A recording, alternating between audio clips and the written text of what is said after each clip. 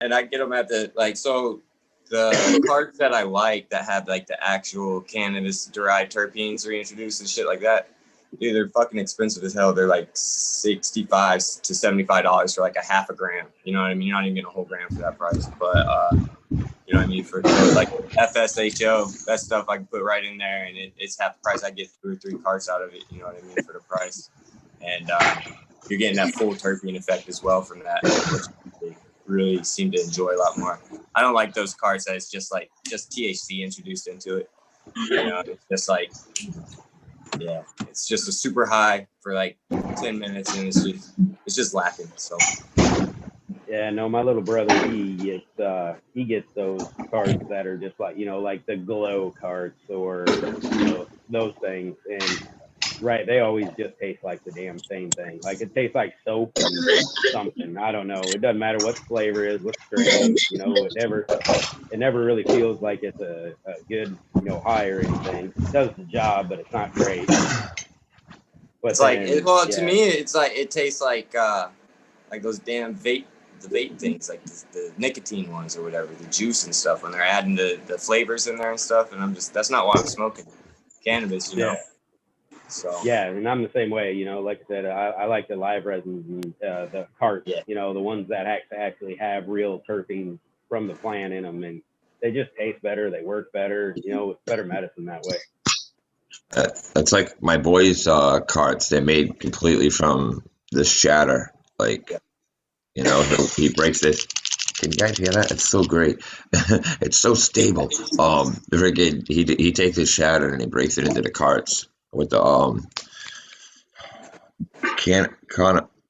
Connoisseur Concentrates, I believe, is the company that has the dilution mix that you would throw. You could throw wax, you could throw almost anything in there, and it would turn it into vape, as opposed to using propylene glycol and vegetable glycerin mix. That's like the old school mix.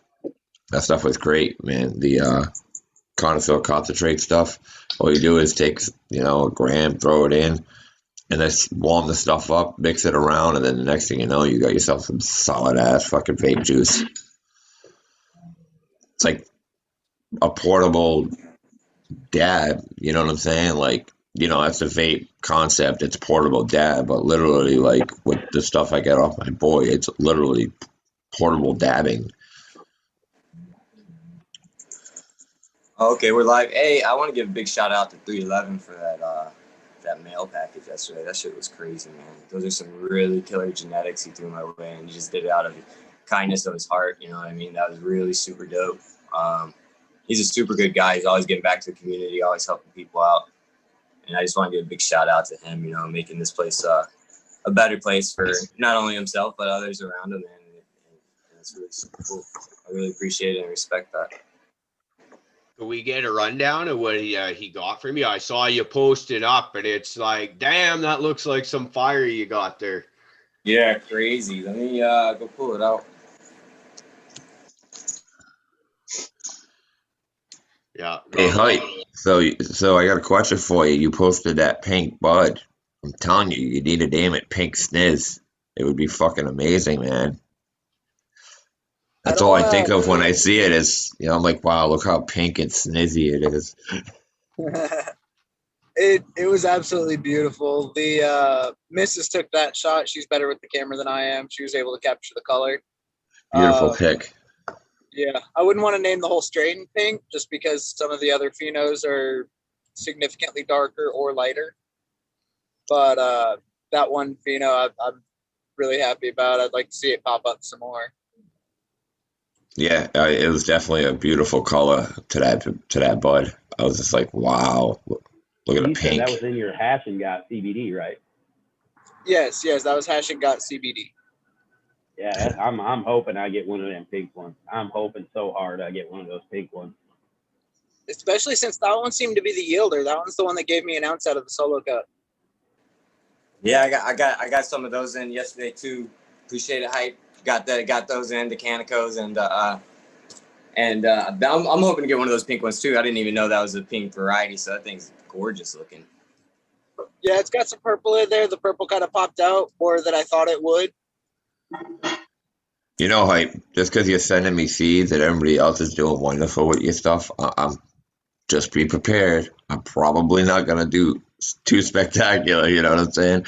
But if I can break 7 grams, I'm doing better than my last run of autos. So I guess, I'm moving on up, Thinking by the hundreds grow, I'll get an ounce, Hey, sooner or later. don't worry, Hype. I think I'm doing the same thing right now. Me and you can compare when we're done. I keep sending like freak out messages to Hype. I'm like, man, this thing's flowering already. I don't know. I think I fucked it up. It's doing what it wants.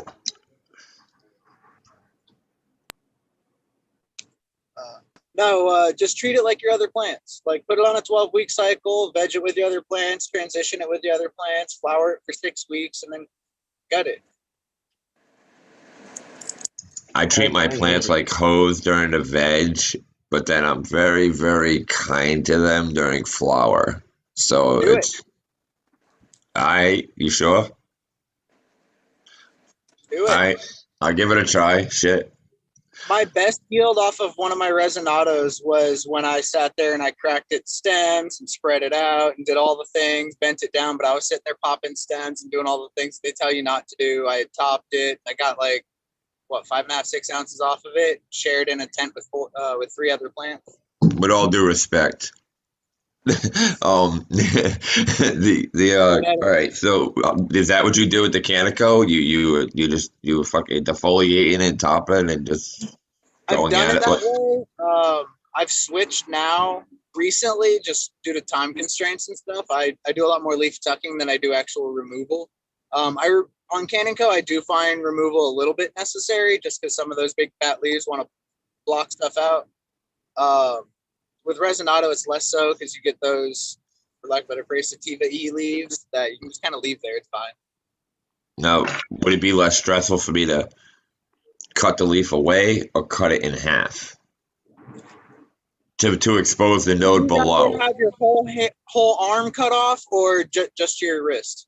Well, I mean, if the leaf is going to be going anyway, because we're concerned about shading, but not to cause it stress because it's an auto. If I was to cut it in half just to expose the nodes underneath it, you think that would be a better move? Or do you think I should just fucking, decapitate the leaf and peace? When I take a leaf, I either remove the fingers that are blocking the light that I need to. Okay. If there's only 2 fingers blocking light, I'll take off 2 fingers. I'd rather lose 2 fingers than a whole hand. That's what I do with my photos. And then when I take leaves, I actually take it off basically right at the leaf. If I'm taking the whole leaf, I basically cut its wrist off. Because again, I would rather lose my hand than my whole arm and just let my arm kind of come off on its own. So you'll leave the actual stem part to the leaf there? Yep. Really? All right. Yep. All right. Good to know.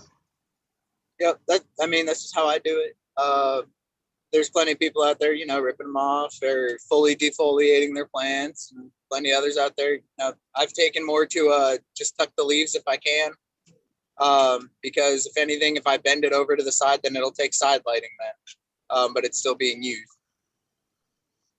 Good morning, boys. I'm sorry I'm late, and I certainly do not want to step on our resident expert's toes about. And I don't think I am. I'm going by what I've heard. And what I think Hype is getting at is stress. If you can give that plant as little stress as possible, i.e. tuck the leaf instead of cutting a leaf, take the leaf at the stem rather than at the stalk, anything you can do to mitigate any stress, plant the seed in the final pot, just baby that, because it only has this much life to do its thing. I know last year I popped 19 autoflowers, and just through a series of circumstances, my timing, I needed my room for something else. I had to move them. They went into the window, back into it was a joke. Finally, I got them outside. It was probably the second week in June, and they were 1.5 inches high, and I thought, okay, at best, I'm going to get a joint out of every fucking plant. Well, it ended up I got about a joint out of all 19 of the motherfuckers. They were all about this fucking big, one little tiny butt of, oh, it was a joke, man. It broke my heart. Good morning. Oh shit, I'm sorry. I wasn't even muted that whole time. I'm sorry, Rick. Get that for my benefit, you bastard. I know. I was gonna say, hey, hype, I got a pair of panties that look just like that. And I've been missing them for a week, so you know you gotta be wondering where they were. They're probably on. Everybody. I had most of my ex-wives convinced that was 6 inches. So, you know, there you go. You're Canadian though, right? You could like up it up by like using the metric system and shit. Doesn't it sound more impressive? Nothing you can do to impress anybody with this. No. Just tell them it's cold. You're in Canada. It's always cold up there, baby. Exactly. I just got out of the swimming pool. Man. I just got out of the pool. I'm just thinking of that. I did that yesterday to somebody. That's what I said. Canadians in their cold. Is there any? Again, I apologize for being late. Good morning, Johnny. Late, you were 1 minute late. It's 9:01, 9:02. Anything we were discussing earlier pertaining to today's show? We could watch Johnny water his plants again with a super soaker. You missed out on that. That was impressive. Yeah. I hate that. Revolutionary new watering system from Sweet Johnny Farms, and it looks to be a winner so far. Redneck innovation. Yeah. Right on. Okay. Well, I got a couple of things I got to remember, but maybe who knows? Maybe I will. On another thing, Rick, we should actually be the ones apologizing to you. You weren't really late. We started streaming early, so just kind of sit here, it's like, fuck it, let's just start going with it. So, and then you kind of walked in on that. So, yeah, but we weren't live that whole time, were we? Don't ever start without me. I know fucking well you guys are going to be talking about me, and okay. Yeah. Well, all you're gonna do is look back at the show, and you'll know exactly what we're saying to you about you, Rick. Oh shit! I let the cat out of the bag. It's just that he's been making it to the end of the show lately, so we can't talk shit about him when he leaves the show for the night. So we got to get it done at the beginning of the show. And he hasn't fallen asleep since the last time he fell asleep on the show. So what? You know, it's tough, Rick. Rick, I won't let him talk shit about you, buddy. I got your back. You got my back. Johnny will be sleeping right next. I'll tell you what. Johnny will be sleeping right next to you. Yeah, you will. I miss a lot of them because they're too late. Too late. You guys are wusses. It's I'm 3 hours ahead of you guys. You start at like it's 9 o'clock p.m. for me, and by the time you're done, it's midnight. You know, and you're like, oh, it's 9 o'clock for me. Where like where you guys are when you're done, it's 9 p.m. I'm like, all right. Oh, what are you, 1 hour? 1 hour ahead of me, all right, buddy. I'll give you a little credit, but I mean, come on, I'm pushing till midnight for the night shows, you know? Dude, I'm up at 3 a.m. How about you? 6. There you go. 3 hours difference. Yep. Prophet had to build up to this Superman tolerance of staying up late, though, because there's the first couple of times he had a rough go of it. Oh, man, my lights would go off, and like my brain was so used to like 9 p.m. My lights go off. I go to bed. I wake up at 6 a.m. I drink some coffee. I turn my lights on at 9 a.m. You know, my routine was going, you know, and my brain was, once I turned the lights off, I was pretty much ready for bed. I had no existence anymore after that, or if I do a round of zombies, you know. But yeah, man, like you guys, I had to build up to this, being able to do this. I was just like, I think I am tired, man. Like, okay, I've been staying up way later. I do remember it took you forever to plug into this time zone, Prophet. So now that Prophet's got it figured out, Caribou, how about we just change the times up? We could do that. We could. I can stay up till at least midnight, 1 o'clock now. So I mean, you all want to. It's hurting you too, as much as you want. You know, I mean, the earlier you go, the easier it is on me. The harder it is on you. And the later you go, it's still just as hard as you because half of you got to go to work. I don't. So go ahead, bring it on. Yeah, Hey, we've all Profit will win. seen the stuff that comes out of Prophet's mouth late at night. We don't really want that coming on. I can't Man, the believe you stuff guys that still comes let out me of his on. mouth early in the morning. Yeah, Johnny gets me in the morning pretty rough. Whew. I Stuff that I goes wouldn't in. want to be in his dreamland, that's for sure. I don't remember any of them ever. I don't know, Johnny. I don't know if I want to be in your head much either. All I think of is like a broken down circus. That's all Hey, I can think of. You guys Fucking don't have much of a ringmasters choice. trying You're to up do there. shit. Oh, jeez. Class act over here, guys. Class act. Like I said, if I ever get out of control, just freaking hit the. Like, I like how you power muted me last time, Caribou. That was clever. Just like overrode me and muted me when I had my torch going. But yeah, if I ever go out of control, just feel free to mute me. Hey, Prophet, wasn't DP the first one that volunteered for the job to babysit us? Oh my God, he was. That That's was right. pre-employed DP. Yeah, That that was pre- like we were talking about whether or not that was actually a good thing or a bad thing. Yeah. We see how well my babysitting did. Yeah. I was just Well, gonna nobody say, got I don't arrested think he'd for be it. the He did one I alright. hired would be my Yeah, no, nobody did. Nobody got arrested. The house ain't burnt down. Caribou left the house to my hands Friday, and I didn't burn it down, which was good. You know. My cat still got a tail and 4 legs. We're all right. Still got to Okay, tell you, though, funny. Steve, don't quit your day job, buddy. Johnny, where you going on a walkabout? I gotta go down. I gotta go down and get a lottery ticket and some cigarettes. I think. Ooh, Hey, Caribou, somebody won the big one in Prince George. Really? Yeah, 13 mil. Well, chump change for most of us, but What's that? Your Powerball? Is that what you guys call it? Yeah, our equivalent. version of it. They never- 13 million, that's it? It gets to like 250, 330 million over here. Yeah, no. You know how to do it. You know how. I've seen the Rhode Island lottery be more than fucking Powerball sometimes, and I'm just like, I don't even know how to. No, I'm sorry, it's the Mass Millions. That'll be higher than Powerball sometimes, and I'm like, how the fuck does that even work? I just All need right. y'all to speak in Bitcoin from now on. That's all I want to understand. They're gonna wipe that out. Because regular money is just going to be obsolete, I guess, from all these people that I'm hearing it from. Yeah, it is. They're gonna wipe it out. They're gonna wipe that out, and then it's gonna be cryptocurrency. But I don't. Weed Maybe is gold. Bitcoin will, but so many people have already made a lot of money with Bitcoin that I could, hypothetically in my mind, I could see them wiping that out to make everybody have to basically kind of start over. You know, like I could see them resetting on a Somebody- programmable cryptocurrency.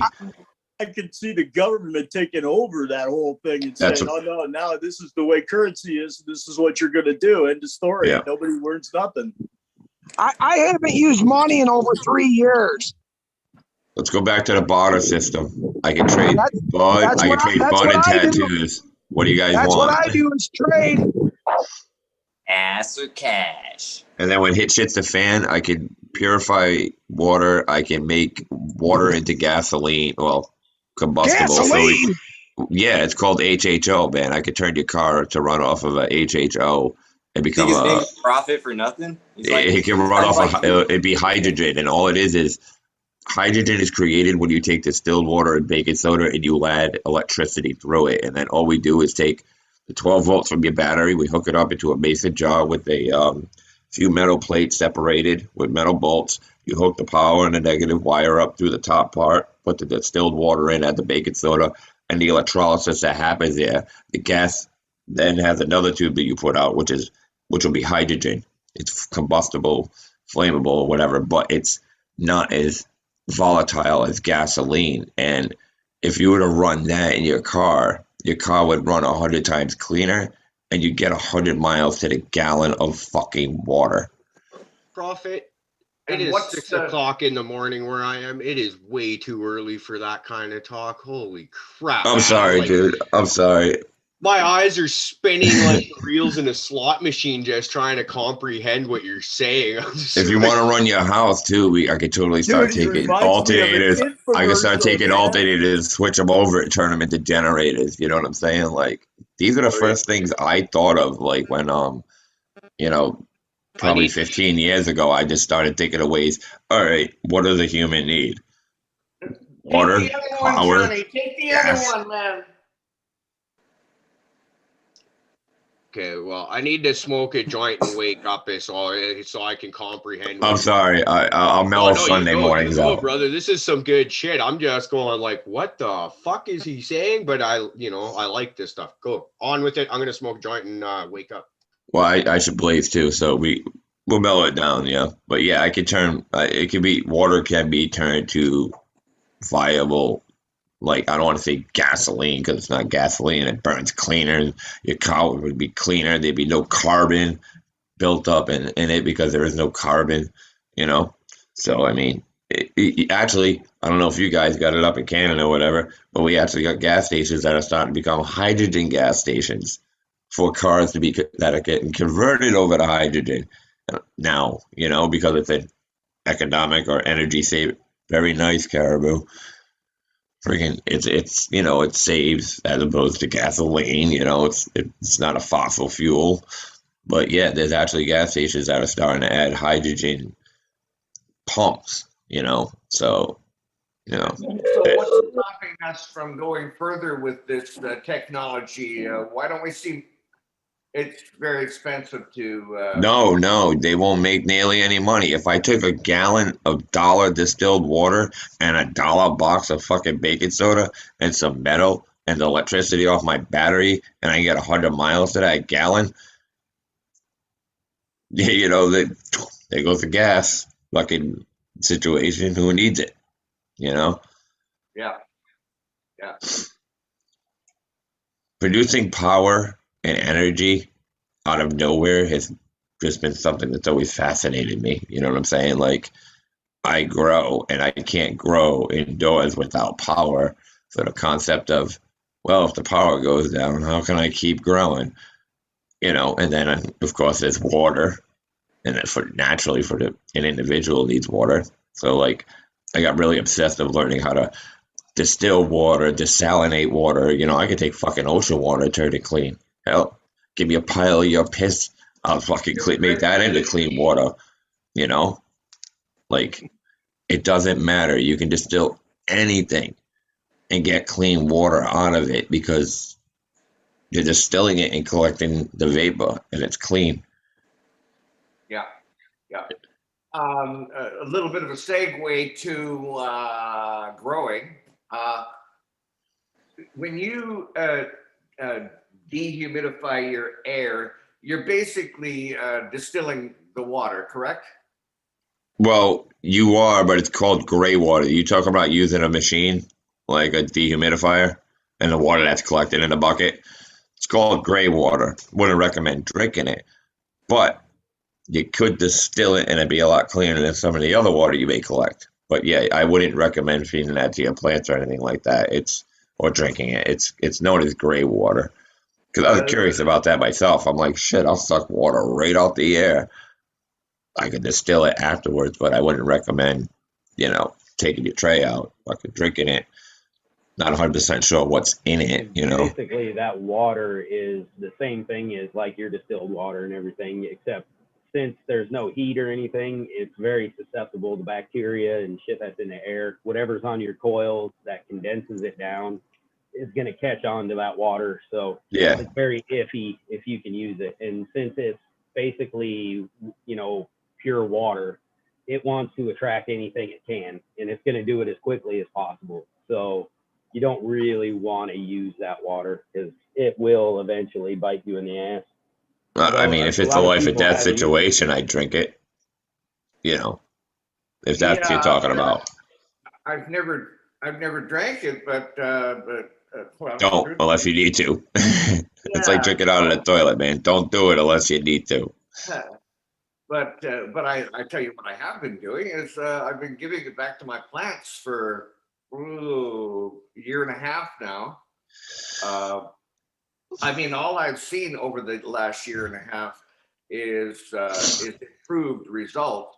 My problem is I made a good dedicated grower should only make one change at a time. Well, fuck, I made about 15 changes about a year and a half ago. I created a sealed room, and of course, along with a sealed room, you up to you to supply your plants with everything, including water, including CO2, but most importantly, a dehumidification system, so that whatever you put into that room that day, you take out. And so, and other than the little bit of water, maybe 5-10% that goes to waste, I have been extracting the distilled water out of the air and put it back into my res. Now, my system doesn't allow for water to be stagnant. It never sits around more than 24 hours, 36 hours tops. And I have the air bubbler going there all the time. But I have to admit, I was neglectful. At one point, I had noticed some algae building up in my reservoir, and I thought I better do a little house cleaning. And oh my God, it had really gotten away on me. Again, I haven't seen anything negative. I've always seen time over time improved results. So maybe we can ask more people in the panel or the chat, or I don't know. Rick, the only thing I would be concerned about, and Fluffy, I mean, maybe you could back me up here, is because, as you mentioned, shit gets carried across the coils and everything else, and I'd be concerned about the heavy metals that may be in the water that your plant is sucking up that you can't even see that's going on, because, you know, as you mentioned, a lot of byproduct coming through coils and shit like that. So I mean, everything could look great. I mean, we had freaking Spartan on here, and he said, you know, everything looked great, but they were failing for heavy metals without even realizing it due to this one particular nutrient or whatever, until they started adding recharge, if you remember from that show. Friggin' so using that water, my only concern would be, is there heavy metals going in your bud and you wouldn't even know it unless you got it tested? You know what I'm saying? That would be my only concern. I've never done it. It would be an experiment, and then you would have to get it tested to freaking even find out. But that would be the only thing I would be concerned about by reusing that water. Fluffy, you got any opinion?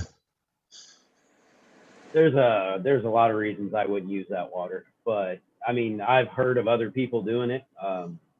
And having success with it. If you've been doing it for a year and it's not really hurt anything, that's great. But I mean, that is taking water and it's running it through a whole system that you're basically never cleaning much. You might clean your coils every once in a while, and I bet it has a little slide up, you know, like a filter on it, you know, for the air that you probably change. But you know, those things, they never stop everything. They're especially not going to stop a bacteria or anything like that. So, and then, you know, it runs through the system down your lines. And, you know, when was the last time you cleaned out the line that runs to wherever that thing's drained? Probably never.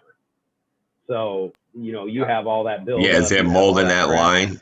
Is there mold in that exhaust line? Yeah, so, I mean, unless that thing's getting cleaned once a week and then flushed after it's getting cleaned because, you know, you're putting chemicals in it to clean it, then there's no way I'd use that water personally. And I will use just about anything. I've talked about it. But yeah, I would, just to be on the safe side. Wow. Look up gray water, Rick. It's called gray water that goes in there, and just look it up and read up on it so you know what's going on in there. You know what I'm saying? Like, we're just guessing, and you know, my feeling is that, you know, there can be heavy metals in that due to exactly what Fluffy said, or other bacteria that you have no idea, which could be doing great for the plant, but doesn't do you so great later on. But I would it's like I said, just look it up, see what it is. I didn't do major research into it, because once I found out I probably shouldn't use it for my plants, I didn't, because I thought the same thing, dude. I was opening my thing and I'm like, why am I dumping this out? I could just dump this into my plants. So I decided to research it first really quick, and it was, you know, it had its own name, and you shouldn't even drink the water. So I was like, yeah, I'm not even gonna not even going to travel that route, you know. So I mean, just take a look. Just do a little research into the gray water thing, you know. God forbid we don't want you putting heavy metals or other shit into your body, you know. Yeah, no, I get it for sure. Because you Boy, can't even flush that out. A heavy metal, I don't think you can flush a heavy metal out of a plant. I think it's in there once it sucks it in. To be honest with you. now I don't know if it was on our on our show or another one, but we were talking about yeah, you're right, Prophet. We were talking about the heavy metals. Okay, no, I think it was an episode of Dude Gross show, and they were talking about heavy metals and recharge, and that recharge does have some chelating Yes, properties. that was Which, Spartan actually. He was talking to us about it. That's what brought me into that whole heavy metal concept because now you use recharge, right? So yeah, maybe it's sucking the heavy metals out. You know, like it's tough to tell, Rick, unless you get that bud tested and I to get it. find out what's in it. You know what I'm saying? Yeah, no, Everything could look beautiful, could taste beautiful, but then but I mean, the rigidness of testing for a dispensary to pass, as opposed to what's really perfectly fine for you, is night and day. You know, they want obviously at the top of the top, but we can get away with a little bit leniency, and we know we're going to be fine. You know, because we're not dealing with the FDA to put on some kind of major regulation so that we have to pay extra money for that certification. You know what I'm saying? Like, yeah, remember, in the line, it's all a money game. So the more they can just hit the dispensary with more shit they have to know and more certifications, the more money in retrospect they'll get. The government, whatever the fuck you want to call it, but the IRS. I don't know who the hell's in charge of the money anymore. I don't pay attention. I'm on yeah, cannabis. That's it. yeah. Well, yeah, I would imagine, regardless of who they're running the test for, me or a dispensary, it's all should come out at one particular number.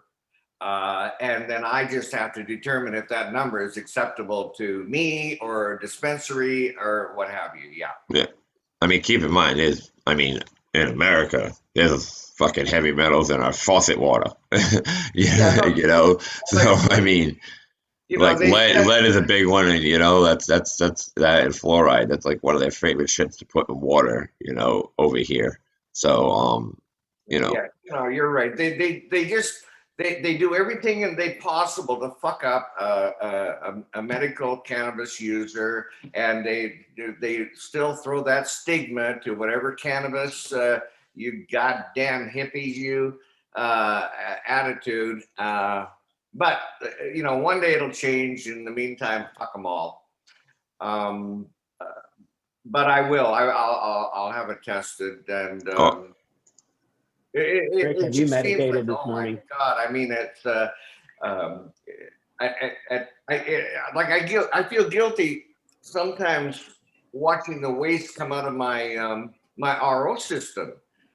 That's all, I don't know if they want to call it gray or whatever. Again, somebody else said, no, you can't feed your plants that wastewater from the RO system. And I said, well, look, I've been doing that a long time. And, but maybe I got to check this whole heavy metal thing out more. So my big question would be, why are you ROing water if you're just using the wastewater off of it? Because there's no reason to be polishing or filtering your water.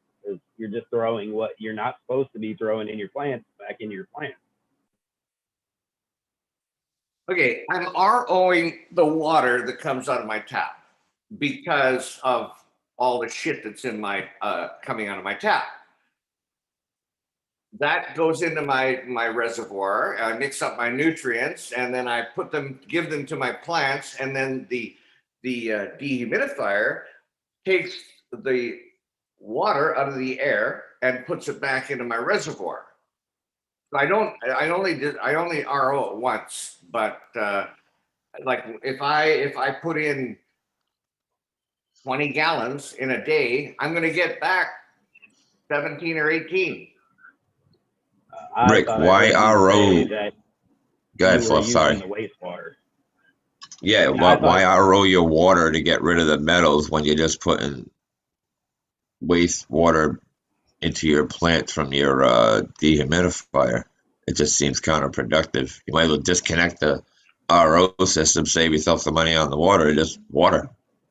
Because the water that comes out of my tap is already got a shitload of bad, bad stuff in it. So I RO it, and my so my TDS is somewhere usually under 100 after it comes to the RO system. And then I put in my nutrients. Maybe I'm having trouble explaining myself. And No, then I get your grasp, but what I'm saying is like I'm willing to bet my water that comes out of my tap is probably worse than yours, and other people's that are probably growing. RO is a good thing, but I mean from the ratio of 3 gallons to 1, I believe it is. I didn't see any major benefit to RO. That's just me personally, as opposed to just fill some jugs, let them sit for 24 hours, or put an air thrown to them for a few hours to get rid of the actual like chlorine, because that's really the only thing you kind of get out of there. But the rest of that stuff, man, I don't. It doesn't. It's never really been a big factor. I mean, unless you go with like these pH perfect nutrient systems, then like they kind of call for RO. But I mean, it gets expensive. An RO system, if you pay for the water, I mean, we do here, in and out. So I mean, me taking a 3-to-1 ratio, gallons of water would drive my water bill through the fucking roof. And I am fortunate; I have a sub pump, so I can get clean water out of a well, basically. But at my other places, I didn't have that. I had fucking my faucet, and a lot of people do. And we don't RO our shit. But if you're gonna RO your shit and then dump your wastewater from your dehumidifier into your reservoir, it's a little counterproductive in my mind, because you're trying to keep that water pure and clean, right? my RO. Yeah, your reservoir and everything from that you've done with RO, you're trying to keep clean and pure. That's the whole reason you RO'd it. Now you're taking something completely different that hasn't been through an RO system and you're dumping it into your reservoir. Well, okay, excuse me, Prophet, but it has been through an RO system. It went through the RO system into my reservoir. I mixed my nutrients. I watered my plants. Yep. And then, so it's already been through the RO system. And then it goes back up through my dehumidifier back into the reservoir. Oh, So, to go get circulated through the RO system? No. Straight into my res. That's what I'm saying. A dehumidified excess water is getting shot right into your reservoir without being RO'd. well, see, but No, well, it was water RO'd is the pretty first much time the through. same thing. It doesn't matter if it's RO'd the first time. It's going through the coils and getting heavy metal through the machine. So I don't think a dehumidifier actually gains heavy metals from the RO. Not from what I've seen. It's more or less you're picking up like bacteria and things. You're picking up more of like life out of an RO or out of a dehumidifier system. And that's just because where it goes through, eventually you're going to hit a spot you can't clean. That's the big part. And so eventually it's going to get a disease or a fungus or something is going to grow. So that's just the thing. People worry about it because I don't know if you could really clean totally a dehumidifier.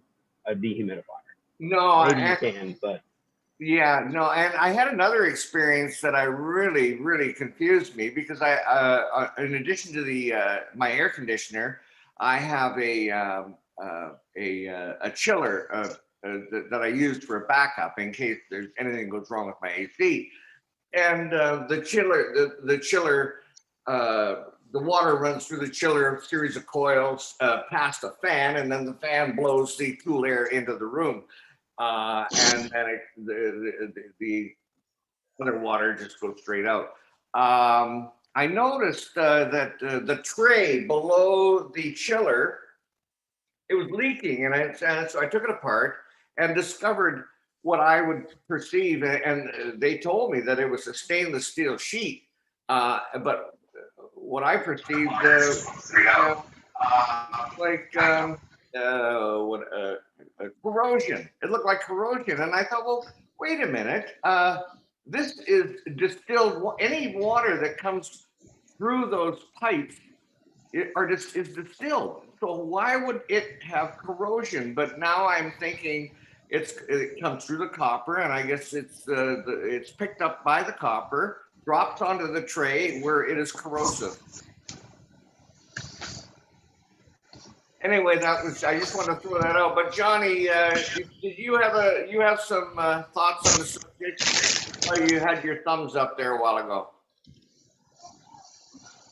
Sorry, caught you in the middle of a brownie there, buddy.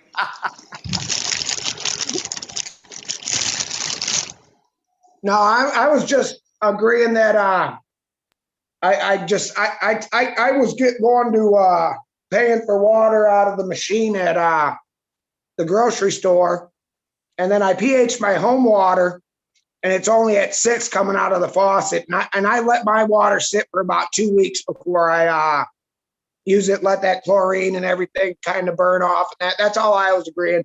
But I've noticed since I've done it, ain't affected my plants one bit. If anything, I think it might have helped a little bit. Now, the other thing I just want to touch on, and I'll give the floor to somebody else, but that the water that comes out of my taps are really high in calcium. Now, I know calcium is good for the plant, but I mean, I'm talking really high. Like it was ridiculous. When I did my first renovation here, I bought my kitchen or my bathroom faucet was like $350. Like, what the hell was I thinking? Because within a year, I mean, it was all crusted and impossible to clean. And then eventually I had to throw them out. And so now I just buy $32 faucets and replace them instead of trying to keep up with the corrosion. So I don't know if that high calcium count is an issue with putting that water straight into my plants. And I'll just quickly say one more thing, or just quickly ask one more question, and that is your opinions of water softeners. I have a water softener as well, but I was told that it is not good for your plants. No, do not use softened water on your plants. You will kill them very quickly. Yeah. And you can't have calcium. It's like CalMag. You can't necessarily have too much CalMag in your plant. Like there's no toxicity for calcium. You know. You can calcium, but it's hard, dude. But it'd be hard. Yeah, I mean, if you're adding CalMag and you're adding other things that have a calcium source, and then you start using the natural or calcium bicarbonate in your water, eventually you're gonna run into a problem where your calcium locks shit out. But if you're not adding extra, if you're not putting CalMag in and stuff, you most likely won't run into a problem. No, if you're having a buildup of CalMag, you can use, or calcium, whatever, you can use iron too, and that's a nutrient uptake. It helps uptake more of the nutrients if you can follow that real easy. So some organic guys will use rusty nails. You ever heard of like the old timer fucking sticking rusty nails and then I got their plants, and you're like, what are you doing? It's like for the iron. It helps with nutrient uptake. So, if you have a buildup of calcium and you think it's not being taken up enough, you could actually, if you want to go organic, because you use living soil, then stick some rusty nails in there, or you could just get some iron or I go through raw. It's called full up, and it's for nutrient uptake, and then that kind of gets left behind. It'll help the plant pull in. Yep. I was gonna say I agree with what Fluffkins was saying, and I haven't quite got it figured out. And 311, he teaches me, but he lets me learn on my own, and he's always telling me whatever I do, don't add anything with a CalMag or anything that's close to it, because I get enough. And I couldn't figure out where I was getting it, but I'm sure, like you were just saying with the water, Fluffkins. So I mean that made it all click in. But he makes me work for learning. But I just learned a lot right there, guys. Thanks. You learn by doing, Johnny. You learn by doing. Oh yeah.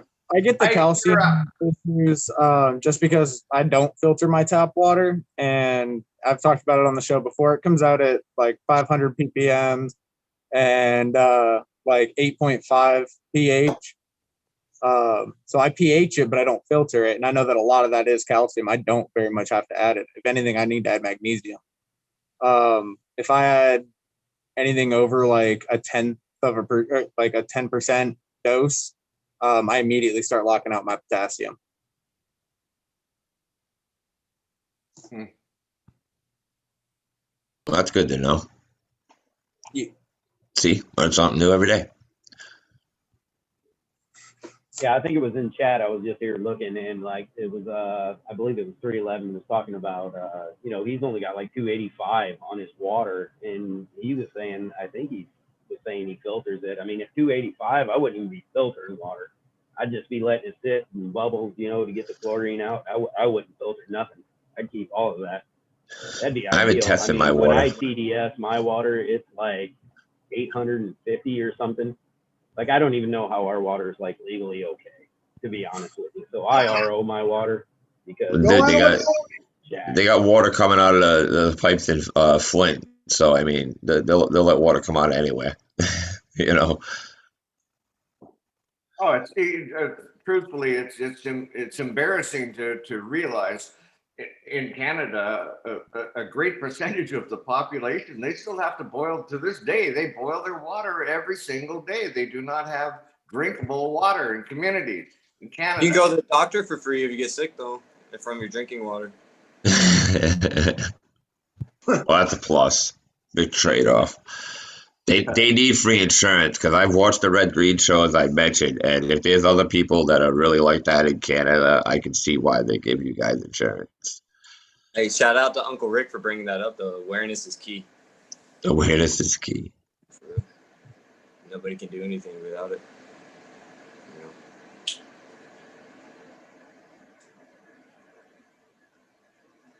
Yeah, and they were also making good points earlier in chat. Like, not all condensated water is good water. So shit that comes off of your dehumidifier is totally different than the water that's going to come off your AC compressor. So like your AC compressor, it is not dehumidified water. Do not ever use that for anything. That is just bad. That's a little public service announcement for everybody in the chat. I would pee in my plants before I would use that water, just personally. I would. If I had to, I was like, all right, it's either between this or that, like I would urinate in my plants before I put dehumidified water in it. And what's worse is there's probably way worse bacteria running through me than there is through the goddamn dehumidifier. Yeah, but there's also enough penicillin running through you to take care of it, right? Yeah. No, the chemo did a pretty good job of killing, everything that could possibly want to live in me. So I've been actually pretty not sick. Like the common cold, I haven't seen that in like fucking 6 years, I don't think any respectable germ doesn't have the decency to post up in me anymore. Like, we can't do anything with this guy. He's worthless.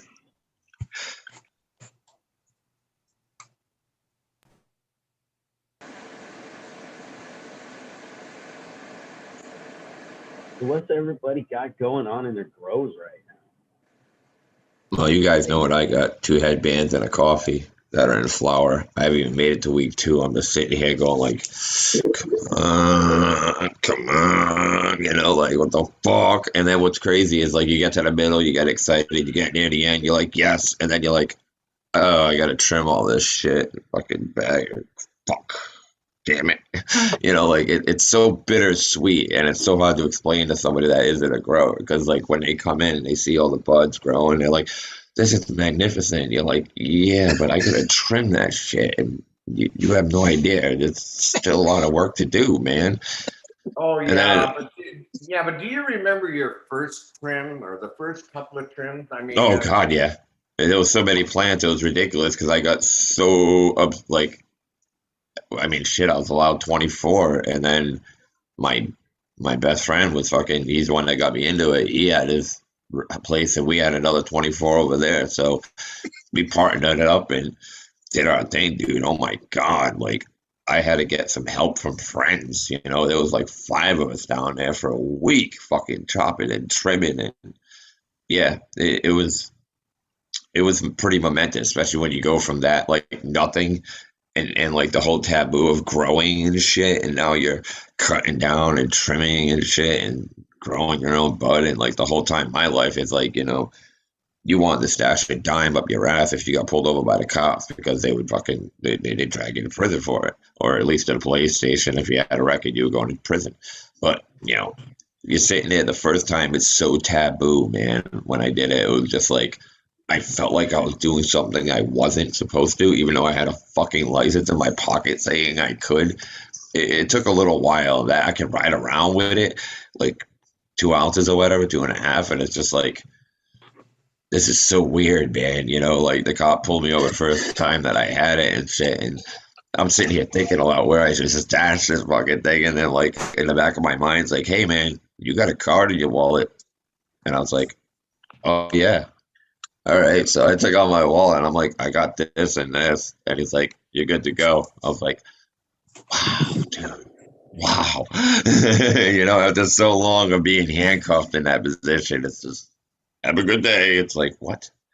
Okay, cool. But yeah, I remember it very, very fondly, and like I said, I thought I was breaking the law a little bit because it'd been so embedded into my head, or all of my heads, that like, this is bad, and now you're in the middle of actually producing it, as opposed to just, you know, picking up an ounce or trying to sling a little bit here and there to your friends. You know, it's like now you're doing it. You're doing from beginning to end. You're not just getting this bag of brickweed or whatever the fuck it is, and then, you know, doing your slinging. It was, yeah, like I said, it was exhilarating, a little intimidating, and it was a whole bunch of feelings mixed together for the few times. Yeah, I just want to jump on this one real quick. It kind of amuses me that if anybody has seen an Illinois cannabis like medical patient card, they are literally nicer than our driver's licenses now. Yeah, Johnny's showing us his. I'll show you mine. I used my camera phone at like 5 o'clock in the morning to take my picture for it. I remember I did. Yeah. Funny. Tell us what you look like at 5 in the morning, buddy. This is me. Oh, jeez. Hey, I took 5 damn hits before my picture. Actually, check this out. I'm going to show you guys something. This is me. It looks like it too. Definitely a criminal. All right, this is my license, okay, or my ID, all right? But this was me right after chemo. Oh my goodness. Yeah. Okay. Here's your comeback, buddy. Now here's 3 months later. I got a picture of me taking cannabis off my cannabis card, which is pretty durable. Right on. No, that was right after 3 months after chemo. No pharmaceuticals, strictly cannabis. That's Now, you know. Anybody ever seen the Undisputed movies? He totally looked like Boyka from the Undisputed movies. That was kind of crazy. Oh, what's the timeline on those pictures there, Prophet? 3 months. And I actually had to get the ID to be able to get the cannabis card because I had no photo ID or license. And then when you got your last photo ID until today, how long? Hold on a second. I know it's expired. How long? So what do they last? Like 5 years or something, or do you got to do it every year? This was in 2020. My license was taken in 2020, and my first date of it was 2000. Oh, that expired in 2020. So this was they only last a year. So this was 2019. It was the same year. It was 3 months separate. It was literally 3 months apart. Right on, yeah. Because I couldn't get the medical card without the ID, and I needed to get the ID, which I got right after chemo, and then it took a couple months for me to get the paperwork to tell me to go to the place to get my picture taken for the ID for the medical. So that's the only reason why there was a 3-month difference, you know. Yeah. And I was only asking because I'm Snoopy and wondered how long I can congratulate you for being a cancer survivor, my friend. Oh, you don't need to do that, man. I mean, he's a warrior.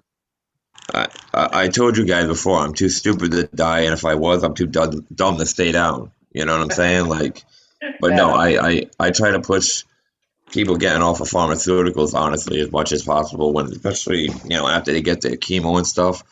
I'm not a doctor.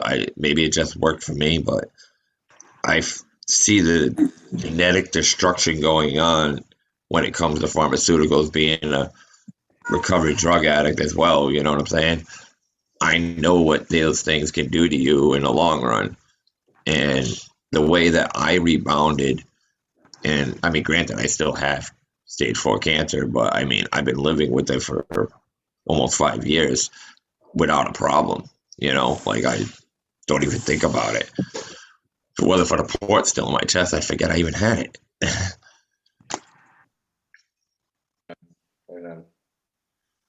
That was all healed up with medical marijuana. That was it. Nothing else. Fantastic, Johnny. Wow. That looks way better. I remember the first pic. At first, I was like, what'd you stick your hand in, man? When you showed it to me and it still had blood on it, like dried and shit. I was like, what the hell did you do to yourself? Yeah, it was bad. Hey, next Wednesday, I get the pin out, so you know what I'm doing Wednesday night, don't you? Masturbating for the first time? No, mixing dirt. Oh. Fuck that masturbation, mixing dirt. I'm right with you, Rick. That's what I would have did. Hey, but I am gonna try to go golfing for the first time in over 3 years on when I go on vacation. So are you, first of all, are you, for golfing, are you right-handed or left-handed? And was it your right hand or left hand that you injured? Well, you just showed me it was your left hand. Yeah, but they just fused I just had surgery in July on my right hand. They cut out part of the wrist bone and fused the wrist. Oh goodness. And you golf right-handed or left? I'm right-handed, so I'm thinking I'm gonna have a good golf swing. Yeah, nice and locked up wrist, Yeah. It's gonna go straight. Can you help my friend Jerry take 2 strokes off his golf swing? Ooh we can try. You guys watch Rick and Morty? Leave it to Profit. Dude, you're gonna go all gummied up, dude. You're gonna be like, I am. I'm gonna be all right. I'm gonna be all right till I top the ball and I hit the dirt. So I better make sure I have a dab pen with me. Dude, you're gonna hit that ball. You're gonna be so high. You're gonna have like slits for eyelids, and you're gonna be like, "Where did it go?" Hey! Did anybody see that?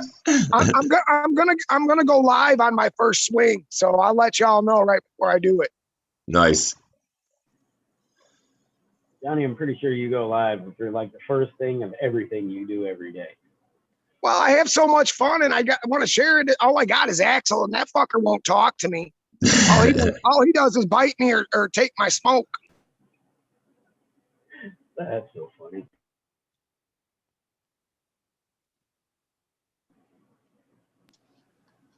Oh man, so let's see. Hey, when are you coming down? What's that? I said, when's your tank coming down? I'm coming down in a couple days. I'm actually waiting for the office to open tomorrow. I'm gonna get a couple things and probably take it down in 2-3 days. You said you gave yourself a little taster off that though, huh? Oh yeah, last night. Yeah, that was nice, man. I smoked a little doobie of it. I took a little lower branch down the other day, and it smoked great. I enjoyed it. So I want to. As it smells. Yeah, it smells, and it burns super clean too, considering the amount of times I fucking thought something was going on and flushed shit. So wasn't much left to begin with in there. But I got all this stuff from 311, man. I just wanted to give him a shout out again, man. That's really dope. he gave me a lot of really dope genetics. That Coovie and the Grease Monkey and the Mac Burger, you know, that's all super dope. That Jinx Proof shit gave me a bunch of Irie. Appreciate it, man. I'm super stoked to run this next setup. We got this Caribou tent coming up. They're I think the last two are going to show their sex within the next, hopefully, day. I think so. They're poking out, so I'll be able to see. And it's looking good right now. That's super exciting. Okay. Real exciting. I wish I had new stuff to report on the growing front. It drives me nuts that I never do. So I'm just so thankful for you guys. You do. You got Johnny. He's got a nice pheno hunt going for you with that meathead. Yeah. That's gonna be super dope. I'm super stoked to see what he does with that. Yeah, I'm hoping to see some really good stuff in there, and I imagine there will be, because you guys have all heard me yammer on about that meathead so many times. Like, that's like probably my favorite for finished product when it's all said and done of everything I've grown. So odds of you not finding something in there. Actually, hey Johnny, do you have any 3-bladed leaves in there for the meatheads?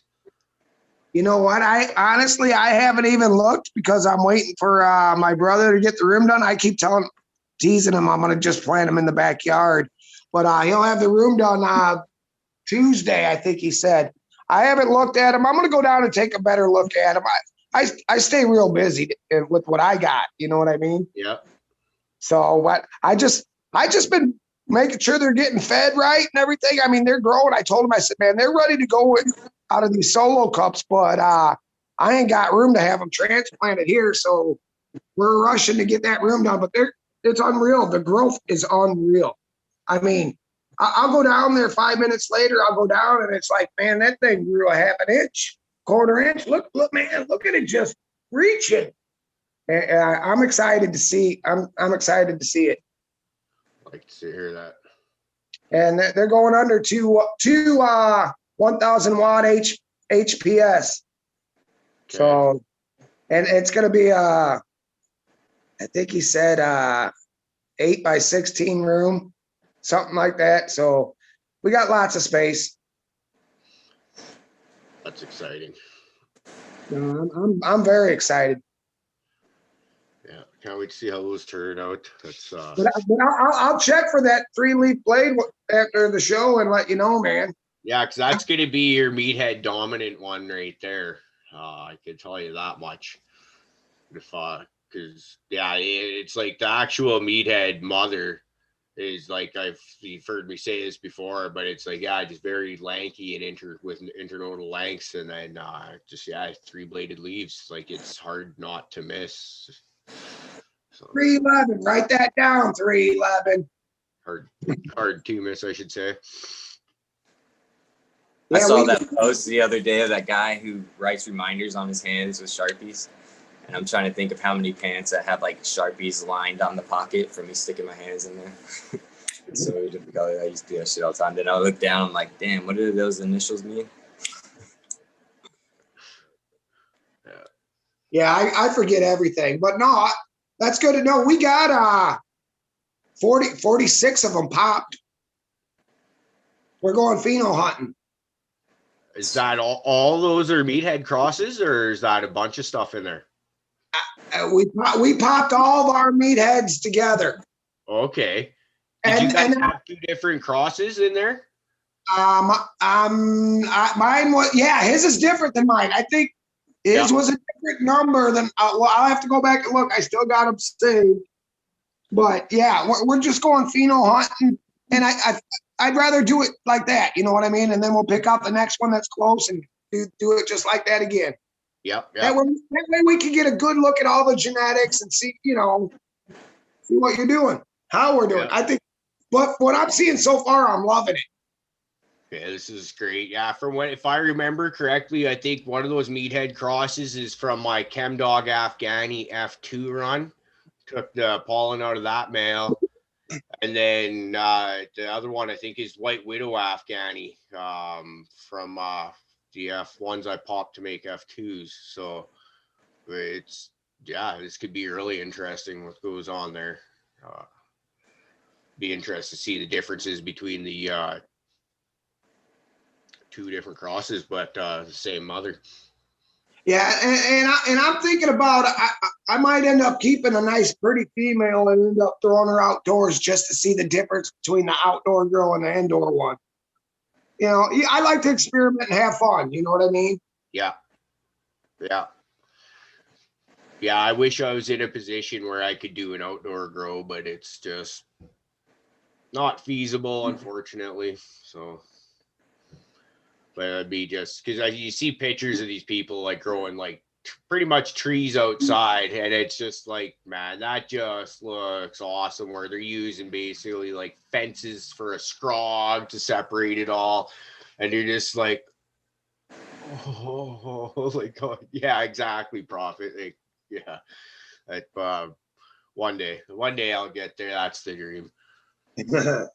You know what? At one point, when they were putting together the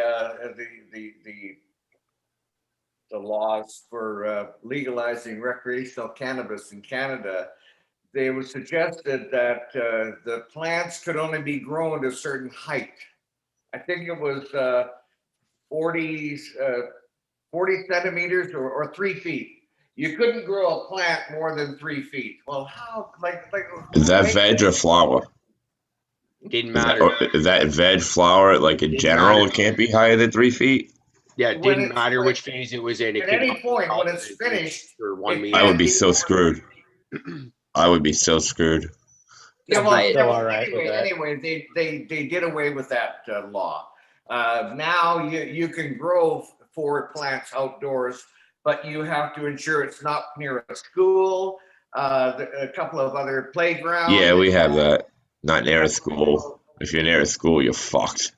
Yeah, and if they can't, it can't be viewed from the street. It has to be concealed from the street. Yeah. Yeah, I mentioned a stockade fence. Like my yard's got a stockade fence. I'm actually, now that hypothetical said he was gonna send me some the Canico and stuff. I might put one in my yard this summer because I have weather that I could easily do one without a problem.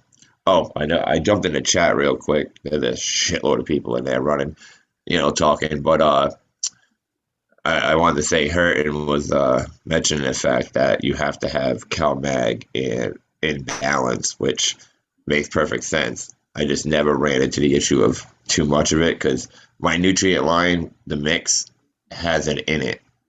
So it's like I never had to use CalMag in my life as far as buying a bottle of it, So I just wanted to correct myself there, I guess, or give Hurton Alberta his chance in and to dig at me live because he does do it during my post often. So Right on. Yeah, I don't have the technology today. I just may try to figure it out. I try to focus just on one thing. When I get too high, it's just it's a problem. But anyway, so I want to welcome and say thank you to everybody in chat. I just can't see who you are, but yeah, on the CalMag thing too. I use Remo nutrients, and according to their feeding chart. And I run in cocoa. According to their feeding chart, you're supposed to eliminate the CalMag for the last I think it's 2 weeks of flour. And you're supposed to cut a lot. You're supposed to cut a lot of things at the last 2 weeks of flour. Actually, not just CalMag. Not to interrupt you, but go ahead. I just thought that CalMag was so vital. Anyway, I called Remos, and I called them twice, as a matter of fact. I spoke to 2 different people, and they both assured me that that everybody at Remo runs in cocoa as well. And they said, yeah, no, they just follow the formula. And so I do when I'm flushing, I just put it. Not too much CalMag in there just to measure my pH, but it still makes me feel uncomfortable that I'm not adding any CalMag at all for the last 2 weeks. Of course. I don't think I'd be adding anything in the last 2 weeks at all. I mean, I hammer it the not one more running week. not running Yeah, a synthetic line. I agree with you, Fluffy. Not running a synthetic line. No, I mean, I guess I wouldn't at all because you got a lot of flushing you got to do.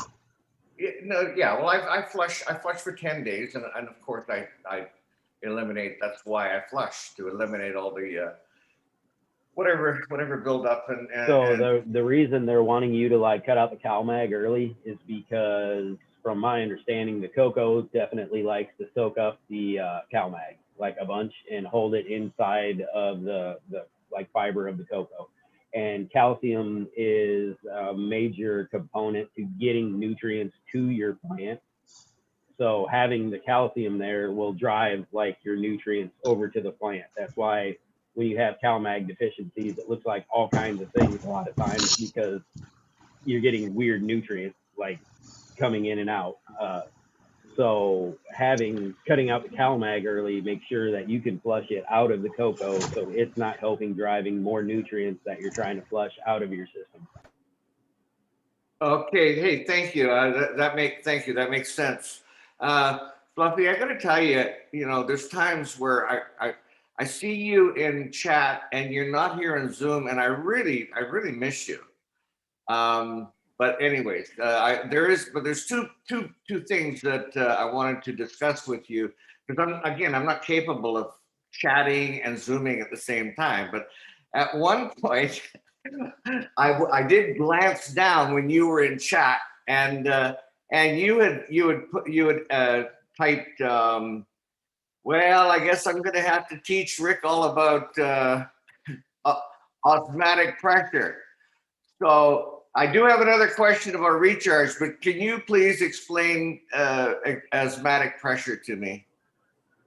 In a very layman's terms, I'm not completely great with it, but the osmotic pressure is like the difference between your humidity and heat, and it puts a pressure down onto your plant. Like it creates a pressure around your plant that allows and works with your plant to open and close its stomata. So it can breathe, it can take, more moisture out of the air, stuff like that.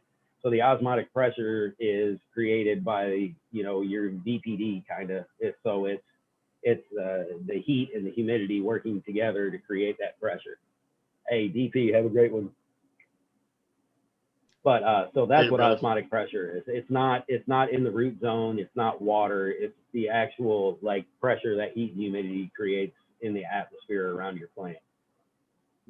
Wow. Yeah, it's because I like the specific example that I was thinking about is every now and then, if you're going to cut a clone, when you cut it, like the water just oozes right out of the liquid just oozes right out of that point, and I go, holy shit! But that's what it is. It's interesting. The other question I wanted to ask was, I think it was in our messaging thing. You had suggested that you stop using recharge at week 4. Now, is that a difference if you're using organic methods as opposed to salt? Yes. I don't flush, and I really don't worry about anything in my organic system. It runs itself. The plant takes what it wants. It does what it wants, and that's all I do with it. And but when you're growing with your synthetics, you're driving that plant. You're telling that plant what it's going to have. You're bottle feeding it specifically. And so when you get into the point of like your recharge has a lot of like the micronutrients and a lot of molasses and things like that, that when you get towards flower, you really don't want that. So, and you don't want, and recharge actually, it helps drive like your vegging nutrients more than like your flowering nutrients. They're the bacteria specifically for more of that in. So they suggest that you cut it out pretty early into flower. Last I checked, that was their recommendation. Yeah. Now, Now, okay, so I got the impression that the recommendation was somewhere in the 6th week, and my question to the panel at that time was, is it the beginning of the 6th week or the end of the 6th week if I'm doing a 9-week cycle? But you came back and said that 4 weeks. So is it 4 weeks in organics and 6 weeks in synthetic? Is that how? Or if you were in synthetic, would you quit using recharge at the 4th week? Yeah. If I was running synthetic, I would stop using recharge at week 4. Personally, that's what I would do. Yeah. Cool. In my system, I'll throw everything at it at all times. I mean, I'm not going to throw a heavy dose of like chelated nitrogen to my plant in flower, but I can throw, 6 weeks into flower, I can amend the top of my bed with some nitrogen heavy something, and I'm not worried about it because 1, it's not going to make it to get there to break it down probably, and 2, it's not going to really take it. It's about done, so I don't worry about those kind of things. And if I'm throwing something that's a little heavy in nitrogen during flower, it's working with my timing to get it there for the next cycle on the run, not to feed it currently. So when I feed my plants, everything is for weeks down the road, not for currently. If I see a problem, then I would use a synthetic, or I would actually most likely make up like a tea or something specifically to feed my plant if I run into a deficiency. Or a foliar spray. Yeah, for a foliar or just for a root drench. I mean, you can make some decent like ready to use fertilizer, some like good chelated fertilizers. You could make them, or water soluble anyway, so that the plant can take it right away and not have to worry about it. Yeah. If you run into a deficiency because you didn't amend, enough, or your plant fed too heavy, something like that. So. Cool.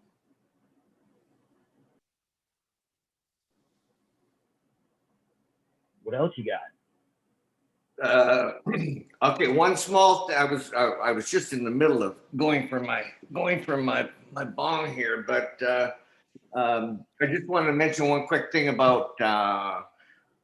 We were talking the other day about green light, and like I said, I run green LEDs, but I noticed a week or so ago, I had to go to my room at night. I turned on the green light, and it activated my CO2 regulator. It was so bright because my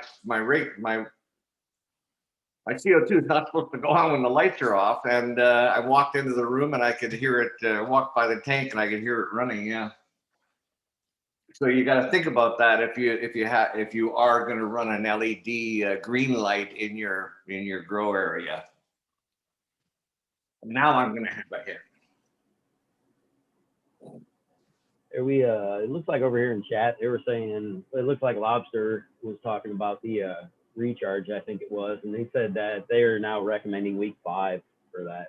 So just shoot 5? Right in. Yeah, I would just shoot right there. It's in between what I thought and in between what you thought. Okay, could you please ask them? I don't have my machine with me. At the beginning of week 5 or the end of week 5? I'd assume the beginning. I mean, usually when they talk about use it up to week 5, I'd use it at the beginning. I wouldn't go to the end. That seems more like week 6. That's just me personally. I don't know. That's just how I read it. You're absolutely right. Why would they say at the end of week 5? I mean, why? Yeah. That's just, I could be wrong.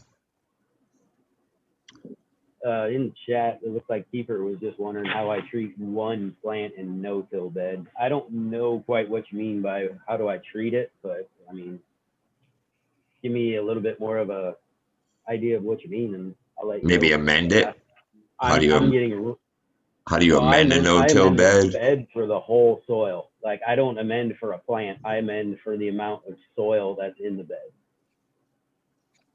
So that's I don't build my soil for anything. I don't build my soil for a plant or specifically. I build my soil to be as stable and functional and have as much nutrients as possible. And then the plants get plugged into it. And then if I have a huge heavy feeder or something, I will just feed it more teas, and I will start amending earlier if I notice deficiencies, something like that. See, I was telling you about that dirt yesterday. That it's freaking 30 years worth of yard debris because the guy's a landscaper or whatever, and it's just been, a pile just decomposing, and he has to use a fucking bulldozer or a backhoe to fucking churn it. Like that's how built up it is, and the soil is so black, and I'm like, can I use that?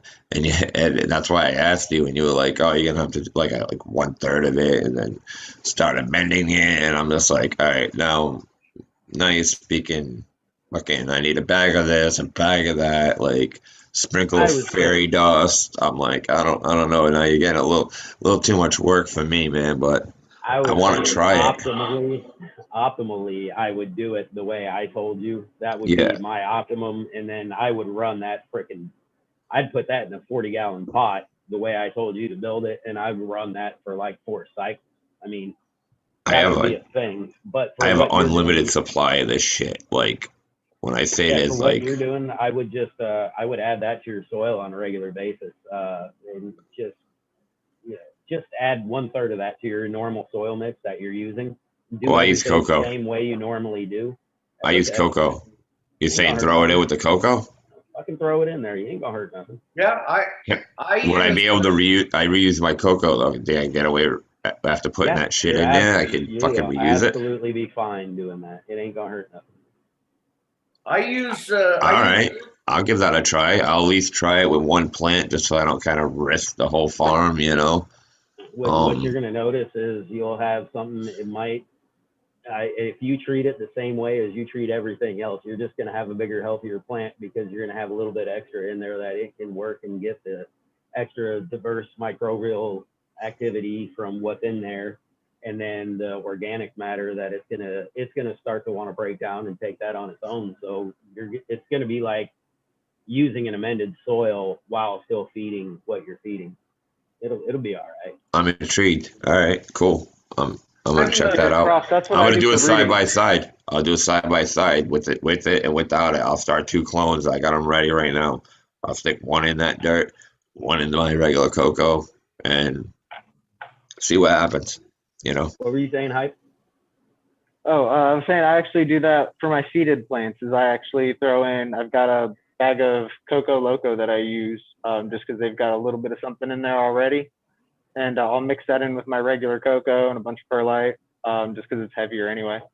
But then I'll throw in probably like a 10%, 20% dose of dry amendments and use that as well as my regular feed schedule because I only feed it 60% anyway. And they get fed a little bit more, but then they get that little bit of something extra that the organics has that our lines don't. Like our lines have your basic like 16, 18 things. But as much as I do, all the interconnectedness of all the things, we're missing something in these bottles. And the organics just seems to have it, and I get healthier seeds, and they're just better. I don't know how to put it. They're faster, they're better, they're bigger. So I got 2 questions now. Then, Hype, do you think that would be good to use for like the Canico auto seed? Would that be good to use for that? Yeah. That soil? It's going to be good for all your plants. Okay. I personally only use it for my seeded plants, just because I like a little bit of control on my other side. Yeah. And now the other question would be for, I guess, both of you guys. Excuse me, Fluffy's over here. You're down here. That soil straight is just gonna be way too hot, right? Like, if I was just to take a bucket of that, stick a seed in there or whatever, it would be too rich in nutrients for me to actually run a seed off of it. Right? You could get away with it, but you would not be happy with how it was going to work. So I can't take a handful, throw it in the pile of this shit that I'm pulling dirt from, and like they would do, all of a sudden I come back and there'd be giant plants coming out of it, or it'd just be too much for it too soon. Smoke another joint. If you threw a handful of seeds in there, you might get a plant or two, but most likely whatever's in that soil would probably friggin' wreck those seeds. Okay, that's what Or I was. That's what I figured. I figured something it would straight come by was and gonna get 'em be out. too hot. It'd just be too much for something too small to take on. But you said it Well- had been there like for 10 years or something. So Oh, it's 30 years worth of shit built up, but it's probably got. I believe it's called hot soil. If it's rich in nutrients, I mean, I'm not a soil guy, so I could be wrong. But if it's high in nutrients and like seedlings and shit, you could burn them if they're too high, especially nitrogen. You could fry that thing right off rip, and so that's one of the things I was worried about is like if this stuff is if it's probably that rich, it's like the world's greatest gonna have compost pile. You'll have a bigger problem with overwatering it than you will with it being too hot. Yeah. Because that soil will hold water like nobody's business. And it's going to hold it for a long time. And it's going to stay very heavy and very compact. You could grow in that really easy. I mean, you're going to have a hell of a healthy plant. And if you don't have enough light, you will end up running into nutrient burn on it because it's really going to want to fucking take off like hardcore in something like that. I would say, sorry, Fluff, didn't mean to cut you off. I would say, if anything, just cut it into your regular cocoa. Like if it's going to be that dense and that heavy, cut it with cocoa, because we know the cocoa properties. That's why we grow in it, so that it's got that ideal air-water ratio, even when it's super heavy. And then, of course, some perlite in there to help with that aeration some more. I'm gonna do that. I was just curious. That was like kind of like a curious question about the other one with the going straight with the soil. I was just spitballing. And that's a factor you have to consider. Profit is as long as I've been running cocoa, I've been adding worm cap. Not a great percentage, maybe 10% or so. But so when you do that, you have to consider the watering factor. Now, when I add this, I don't have to add. There's no need to add worm casting to this, right? Because basically, there should be worm casting in it. It's compost. Oh, right? No. All right. I'm not a living soil guy. That's why I got questions. Okay. Any organic matter that you add to that is going to be a benefit to it. Like, so even when most guys are building a soil, they are using castings and they are using compost because they're not the same thing. So you want that diversity of organic material always. Like, as much diversity as you can get. Yeah, I built a super really soil once, and I just never did it again. But that was when I first started growing, so I really know nothing of it. I know I had to mix a bunch of shit, worm casting, happy frog, shit like that. I knew that was a mix going on, but I'm gonna give it a try with one of the plants. I'm gonna experiment with it, and if it goes good, then I might be able to save some money on nutrients. Man, I'm like a little kid. I just love playing in dirt. I love the feel of that dirt in my hands. Yeah, absolutely. I mean, I just made up a bunch the other day. I really shouldn't have been down here doing it because I'm still on, doctor's restrictions and stuff. But I couldn't wait anymore, man. I got in there. I mixed up a big old batch. I think in our private DMs, I threw a picture of how like white and fuzzy it had gotten, and it made me so happy. Wednesday night, I'm making soil. The pin comes out. Don't they got to cut you open to get the pin out? No, they're just going to pull it out. I told them I could do it myself. Oh, don't do that. They won't. That's what they told me. Especially because you'll eat like half a ice cube tray of gummies and a shitload of tint, and you'll probably see 3 pins and start pulling actual bones out. Well, I was gonna let Brody help me. Hey Johnny, where's the pin? Yeah. Oh, Yeah, all yeah. right. Yeah, I had one. Between my toes. I guess they had. When I looked on the X-ray, it looked like a bar, and then all these almost like a spider with all these legs coming out. And I guess I don't know. They must have got the bone in there, and then they stuck this pin, and they sent me home. I go, what the fuck? I got this fucking stick sticking out of my toe. I can't live like this. And then, oh no, it'll come out. It'll come out.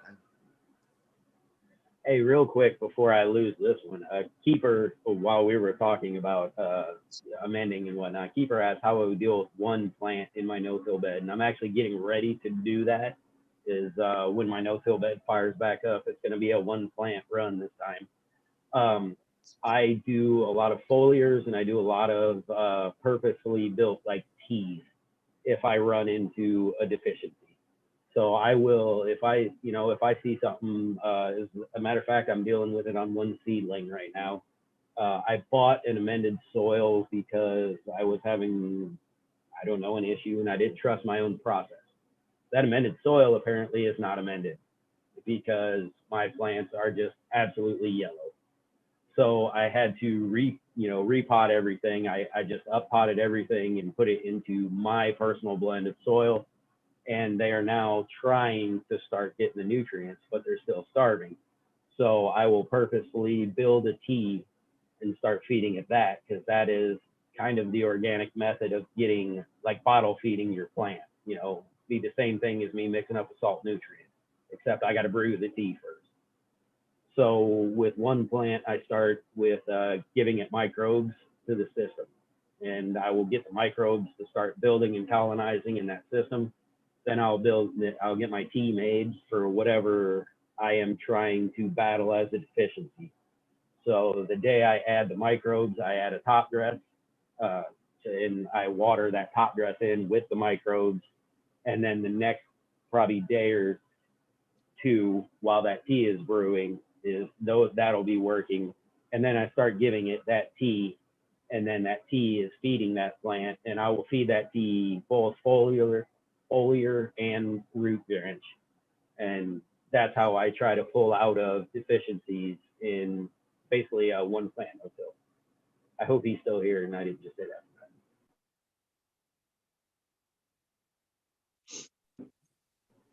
Yep. Sorry to tail off. I just wanted to get that out before I totally forgot about all of it. Yeah, no, it's interesting. I got a question.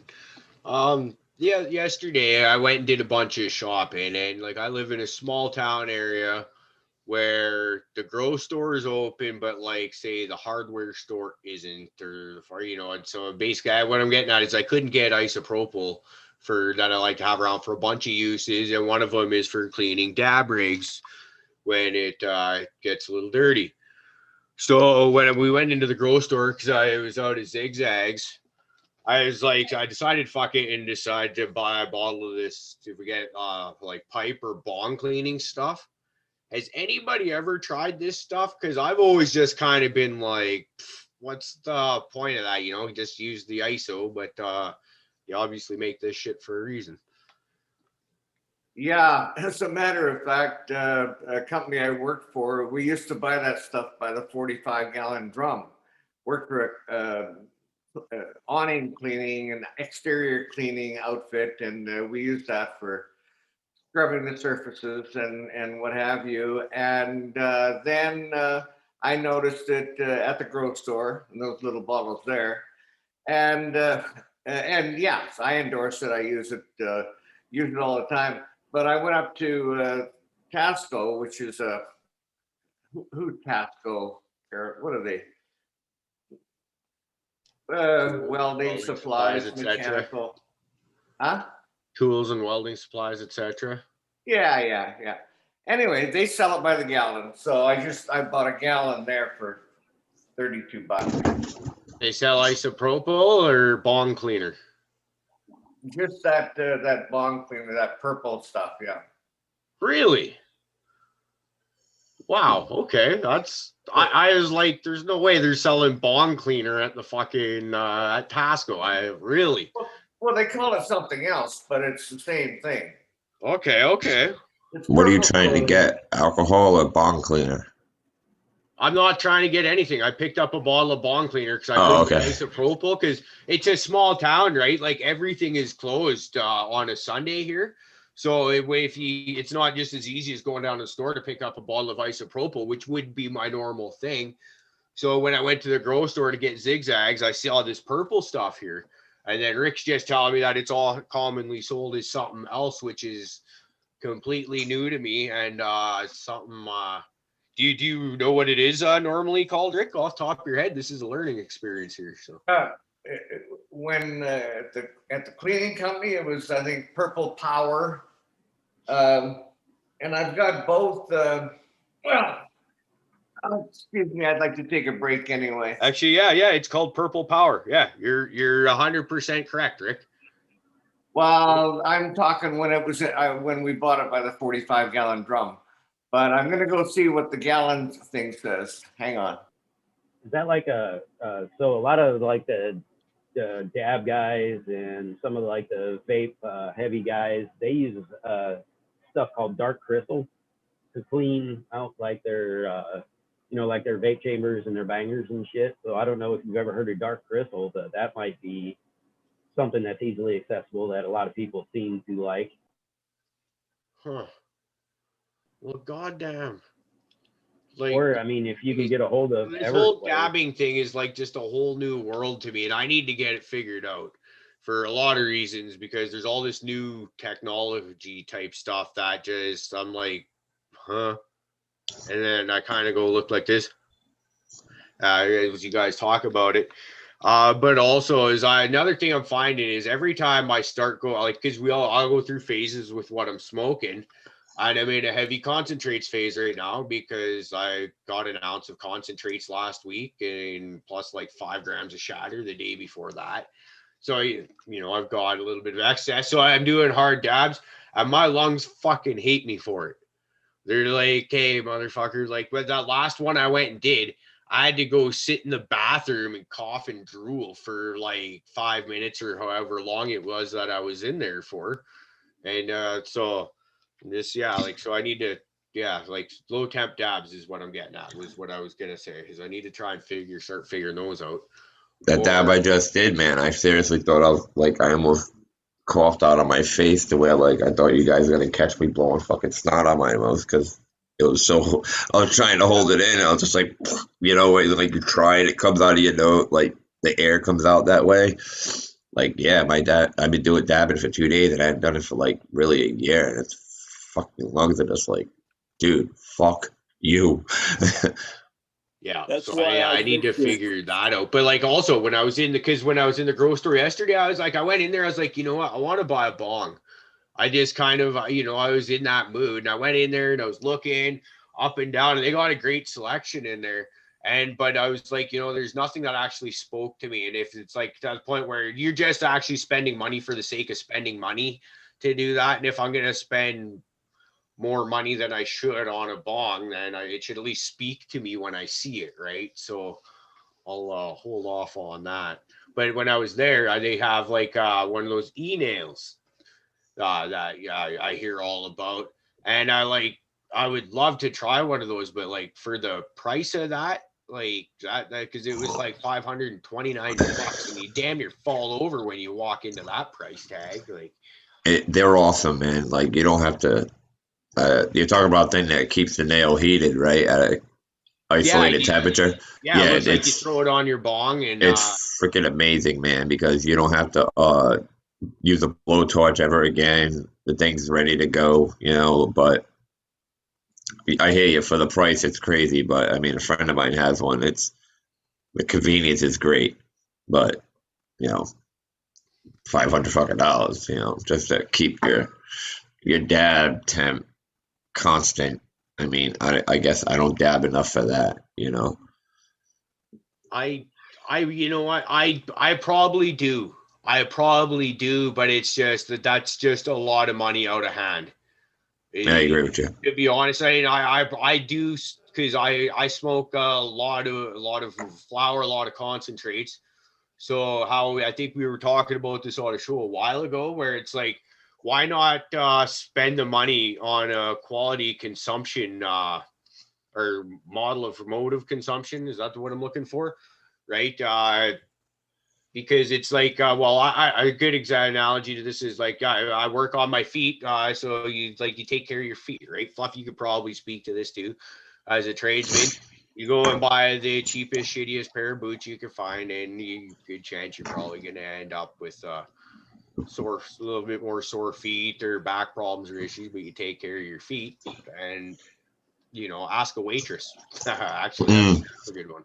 No, those poor girls have to wear heels half the time, man. I would not want to try to walk around the workplace in heels.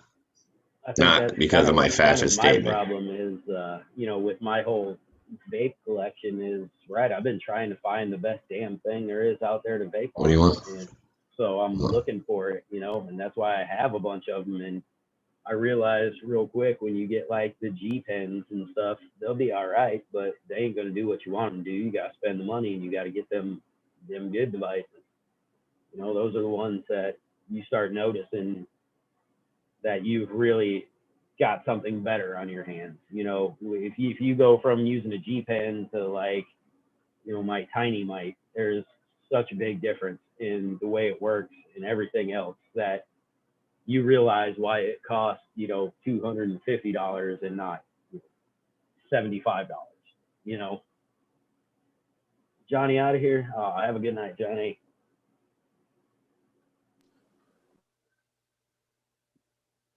My screen Later, Johnny.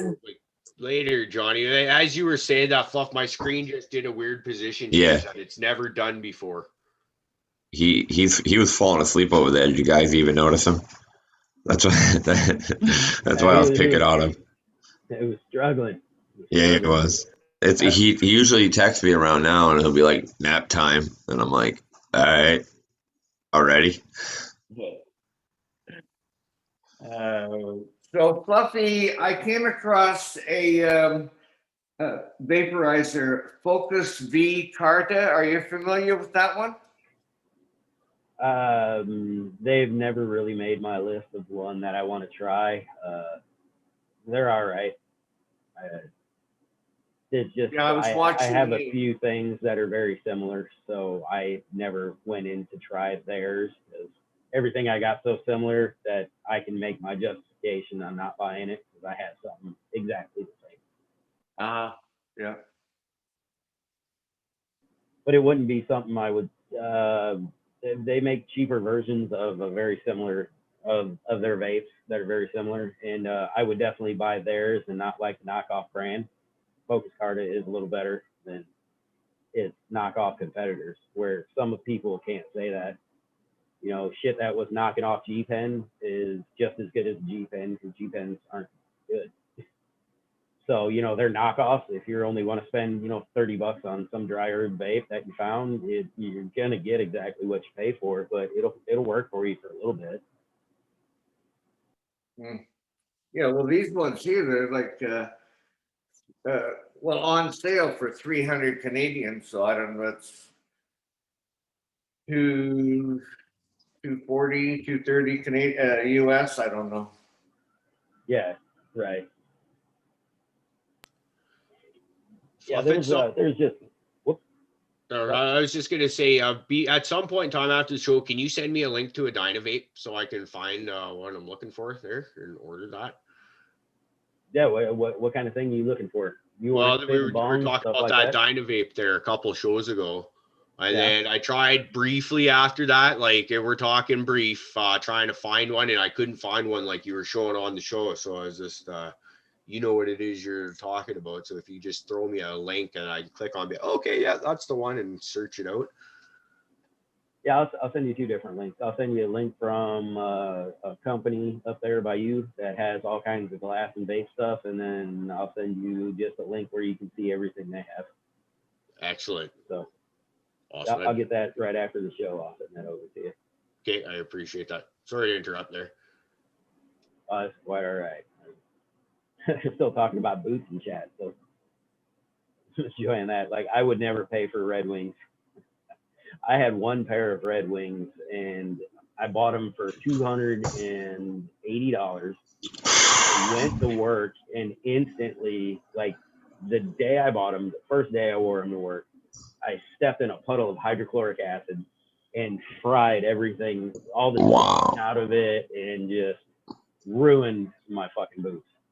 The very first day I owned them, so I've never bought another pair of Red Wings in my life. Okay. See, now I'm the inverse to you because I just bought my second set of Red Wings.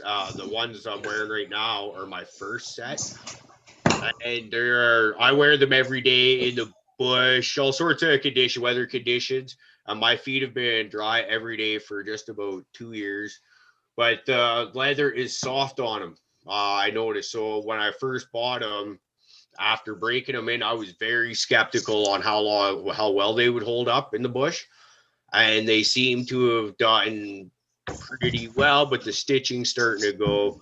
So, but for comfort, they're I can't. They're great for comfort and ankle support. I've got bad ankles, bad ankle. So that's but I'm not going near chemicals though, right? I don't go. Worst thing I'm gonna do is spill like mixed gas. Fucking too. I could never spend that much money on footwear. I mean, I grew up on Sergio Valentes and fucking Spaldings, you know. When I got into skate sneakers, I got some. That's where I kind of got higher price, you know. Like, but these people, like I know a lot of people that are obsessed with Nikes, and when you look at their Nike collection, you're looking at several $1,000s worth of freaking shoes, and it's like they got one for like every day of the month to match the exact same color of their hat and their shirt. You know, like I'm like, why, dude? Why do you need this many shoes? You're like my wife, dude. My wife's got like fucking 50 pairs of fucking shoes and shit and sneakers, you know, everything. And I'm like, why? But yeah, I can't do it. Same reason that we want 1,000 flavors of cannabis. Yeah, but I can't smoke all that in one day. I mean, you know, like I don't know. It's not just gonna sit there. I'm gonna eventually smoke the cannabis and get it. I don't know. I guess I can see a point. Some people spend money on other things, but I don't know. I can't do it. Not for footwear. Not for footwear. I was Yeah, gonna but say, for really, me- since I moved down south, I haven't done nothing but a pair of sneakers in probably 15, 20 years. And most I ever paid for a pair was like $35. I'm going If 60, like I said. With my time on flat ground, and I probably would too. But sneakers, they wouldn't last a month with me. I would go through more in sneakers if that was even legal to wear, which they're not on the job, right? And as for cheaper boots, I did that for years, and they don't last generally, and that's how you end up with back problems and stuff like that. There's no arch support or anything like that. Or if you are limited to a cheaper pair of boots, at least go and get yourself a decent set of insoles to throw in there. I would go with combat boots for any outdoor work, man. That was my outdoor work or whatever move. Combat boots. I found them very versatile. You know, throw a little insole in there just for cushion, you know, like you said. But you know, they would shit. I could go through puddles, mud. It didn't matter, you know, because they had a decent height. That's what I liked about them, you know. Yeah. Except during the winter, your fucking feet will freeze. When there's emergency. Yeah, I mean, I gotta say, you know, my boots are a tool for me. You know, when I am working, my shifts are, you know, 12 to 16 hours a day where I'm standing on my feet, I'm walking on grading, I'm working on concrete, I'm walking on rock. You know, my feet have to be comfortable and they have to be protected. I mean, I have dropped stuff on my feet that have completely destroyed a pair of boots in one drop. I mean, they protect my feet, and I go through hundreds of dollars of boots a year, and that's it. I don't have a choice. Yeah, that makes sense, man. So you know, when you are relying on it, yeah, I'd love to wear, you know, a nice pair of tennis shoes all day, but I would walk out of there with less toes, burns on my feet, and you know, my body'd be killing me. So yeah, I have to buy expensive boots, and it's just the way it goes. You know, that they're a tool and they're part of my expense for life. So I actually, you know, I switched off from Red Wings because I didn't like the way they fit, and I went to like Thorogoods for a little bit. Thorogoods were decent, but then my soles were starting to just they don't hold up to me. And actually, I found out that you know, like the mid-range Timberland Pros are fucking great. I love my Timberland Pros. They last a long time. They're comfortable. They're light. Which, oh man, light boots are amazing, and you find a good pair of light boots. Yeah, I've worn Timberlands for a few years before. Back when I was working in the sawmill, I can't really fuck with them. They last better than a lot of the stuff I put on for my feet for sure. Yeah, absolutely. Yeah, I mean they've been a winner for me, and I beat the hell out of shoes. Yeah. So. I just about put money down on a set of handwags. They had some steel toes looking. I've got a set of handwag hikers that lasted me for years. Like I think they lasted me 3 fire seasons, and I still have them now. And I think this will be my 4th summer that I haven't been on fires. So they've lasted, right? They're comfy as hell, and I saw they're working actual like work boots now. But the ankle height just wasn't there. I was like, well, like, fuck it. If I do roll an ankle, which it does have a tendency to just give out at me on awkward moments, because I got into trying to attempt to play beer league ball a few years ago. And, you know, I'm having a lot of fun a couple games in. So I should go and put a set of cleats on because I haven't done this in about 20 years. And, like, I think it was my first time around bases trying to stop at third because the guy playing the third base coach was like a brick shit house, and it would have flattened me if I would have ran into him. And so I just tried to do the stop and ankle pop. Hasn't been the same since. Would have been better off just to let the guy steamroll me or run into him, right? Because he wasn't moving. He's standing there actually for just trying to wave me around. But I heard someone behind me saying, no, no, no, no. And it was just the fucking third baseman trying to fuck with me so I wouldn't go home, which I didn't. That's funny. Hey, hypothetical, Beelzebub in chat is just going nuts. He wants to know, are you making pizzas? Might be. Yeah, he wants to know if you're making pizzas, Yes. man. I think you're making him hungry over there, or you're giving him some flashbacks. I hate all you guys. You made me so hungry yesterday.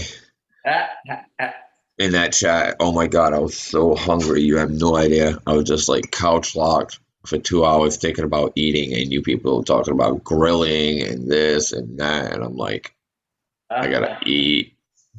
I can't move. Yeah.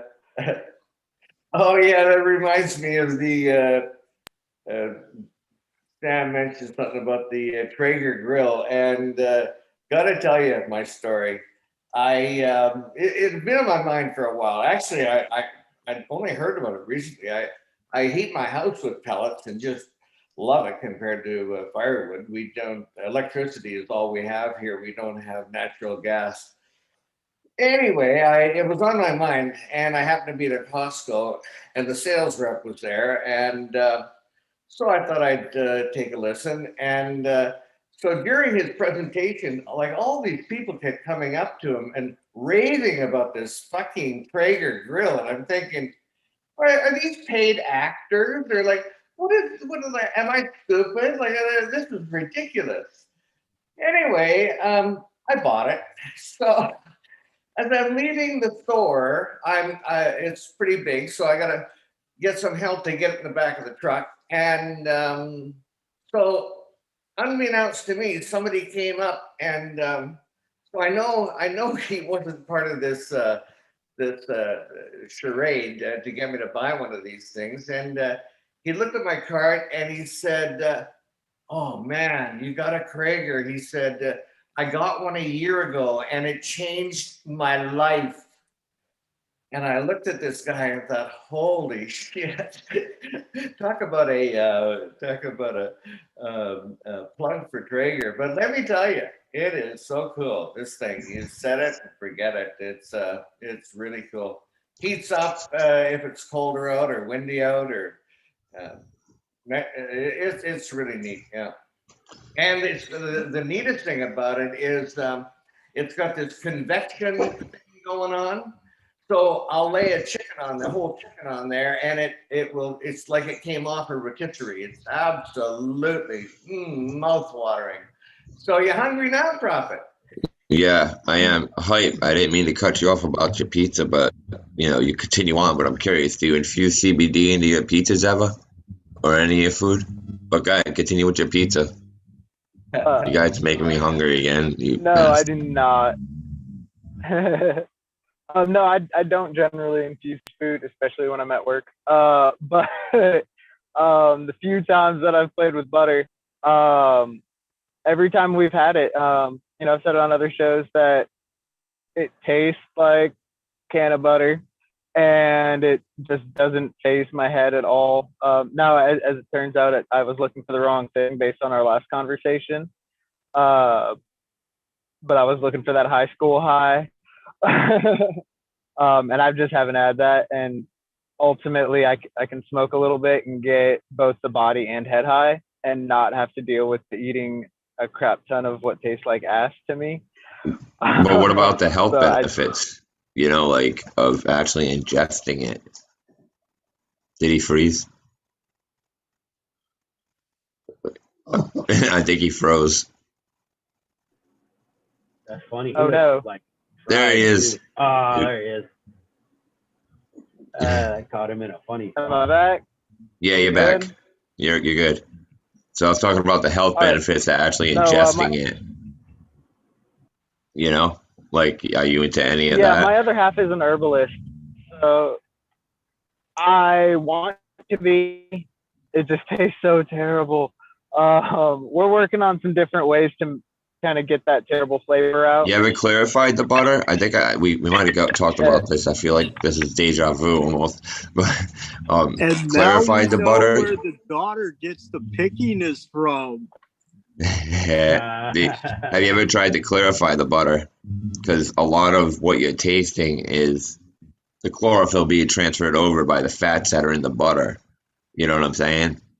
And you can kind of wipe away a lot of that taste by taking the butter, let the butter melt, and all that white foamy shit at the top, and just skim it right out of there. You know what I'm saying? That's why my butter comes out gold colored, and not green. So and that takes away a lot of that. I don't mind the cannabis, but people bitch about it. So it takes a lot of the flavor right out of it, So I'm just curious if it would work with CBDs. So I'm willing to try it. Also, I played the. Go ahead. Oh, I was just gonna tell you, if your wife's an herbalist, she might be very familiar with like water curing, like herbs and stuff. And you can water cure the cannabis after you decarb also, and before you infuse it, and that'll help get a lot of that taste out of there, to where you just get the cannabinoids you're looking for. It's a longer process, but you can get the taste out of there anyway. Yeah, I haven't thought about that. I've water cured it for smoking purposes, like fresh off the plant, but I didn't actually consider thinking about trying to infuse that way. Yeah, because I've done it a few times with my ABV for my vapes, because when you infuse that into something, it just tastes like complete ass. So I've water cured that to get that taste out of there, so that you can use that to infuse with. Noted. We'll have to try that.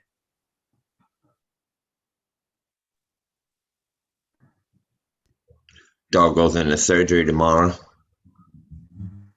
It's gonna be like 8 hours. Glad that came through for you. Yeah, it's neat. It's it's a lot of money, but it fell through when it needed to. So Yeah, it's a blessing. What is actually wrong with the dog? All right. So she's 9 and she's had a litter, but if you don't use if you don't constantly impregnate the dog, the uterus can eventually kind of turn on them, and it could cause a infection. And then if the infection gets sealed within the body, it's basically like going septic. You know, the dog's gonna die. So if you're not gonna mate your female, I recommend getting it spaded, because later on in life, at this age, this could happen. And I was very stubborn about it because I went through surgery. I was through the ringer with doctors, and I was like, you know, I don't want to put. It's like putting my kid under. I know it needs it, but it was like it could happen. It wasn't, you know, ever explained to me that it's gonna happen, which seems to be it happens. But it's called like a pymethria. Like it's pymethria is what it is, and it's not just it's like a spading, but it's basically taking out an infected uterus rather than just taking the uterus out, you know. So it's but because it's not storing in her body and it has been leaking out of her, she's not sick or anything like that, but it needs to be done, because, you know, at any moment in time it could just stop leaking and then build up in her body. So shitty news is what it is, but she's gonna be good. You know, it's just like a normal procedure. I keep telling myself this anyway, you know. Yeah, no, it sounds like a fairly routine procedure. I'd probably do it for 12,000. I mean, that sounds pretty good. I had a guy down the road in the alley with a coat hanger who was talking a pretty good price, and he's a little closer. But if you were a little closer, I might think about it, because I feel like, you know, you'd put a little more care into it, you know. We love you, Roxy. Yeah. Thanks for that. He'd probably just ask us how to do it though while he's doing it. I'm sure there's a YouTube video on there I should just follow, you know, say, fuck this, I'll just do a throw with mad tinager to let her knock out and just give me the scalpel, you know. I'm a tattoo artist. I got a steady hand. Like, I got this.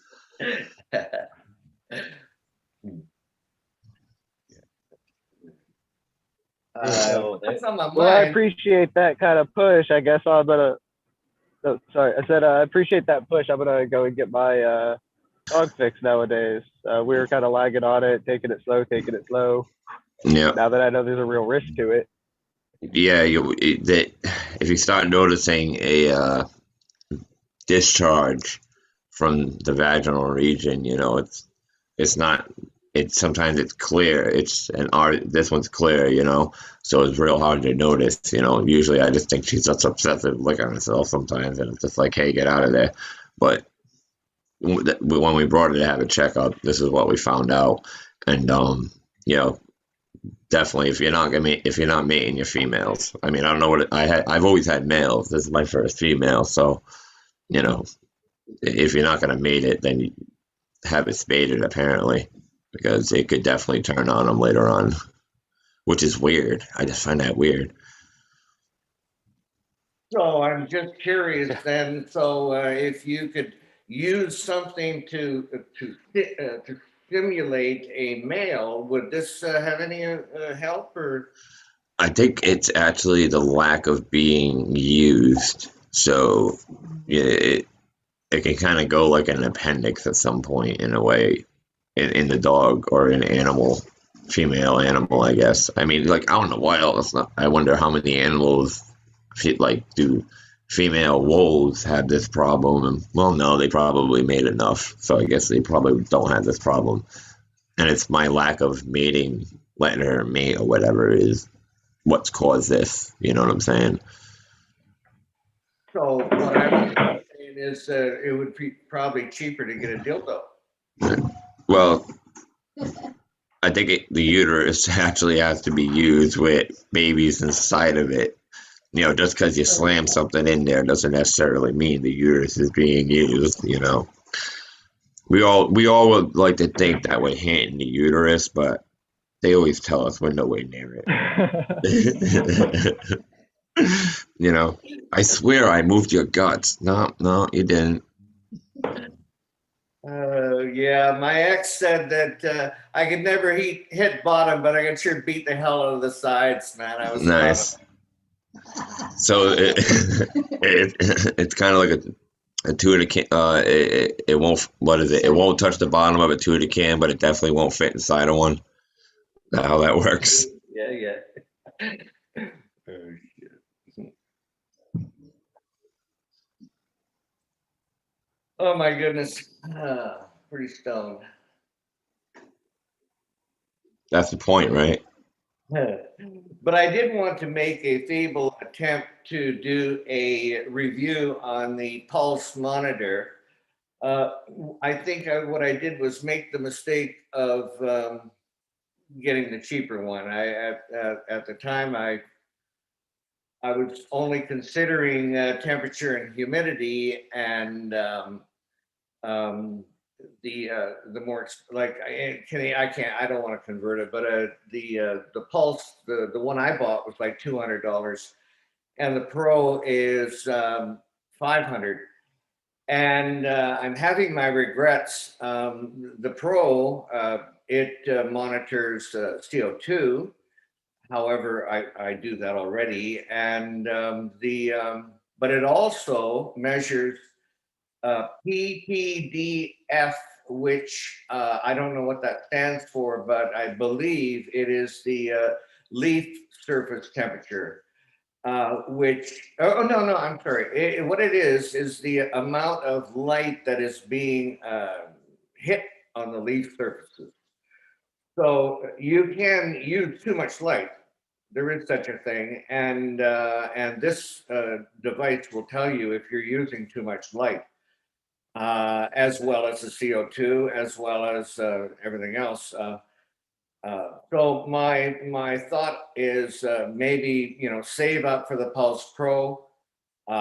In the meantime, I guess I'm into gadgets, and I've got a camera, a remote camera on my room, and I also have a I believe it's called Sensor Push. And it's again a remote sensor, and I can go to my my app, and I can tell what the room humidity and relative or room temperature and relative humidity is at any time. They're sleeping right now, so it's going down, and those I think the two combined, they were way under $200. So I don't know what if I mean, security and peace of mind is so valuable. If I can just go to my phone and push a button and it tells me the temperature and humidity, I mean, that's really cool. But if you want to get more dialed in, I would seriously, I'd buy a sensor push and a camera, $150. And then save up for that Pulse Pro monitor, and that's what I would do. So, wanted to fit that in. Unpaid sponsorship. That's all right. We can use stuff like that. I think it's probably about time to shut her down, fellas. I got a busy day ahead of me. All sorts of running around to do. So Great to see you, boys. It's all right with everyone. Great seeing everyone as usual. Yeah, great fun day. And always. We'll see you all on Tuesday. I believe we have Buds of Smoking on Tuesday. I hope I didn't screw that up, but I'm pretty sure I got that right. The 23rd. So that should be really good. Really interested and excited to meet him and have a bullshit session and a talk with him. And as usual, thanks to everybody that showed up in chat. We love you guys. You guys are awesome. And see you Tuesday night. Later, guys. Take care, guys. Have a good one.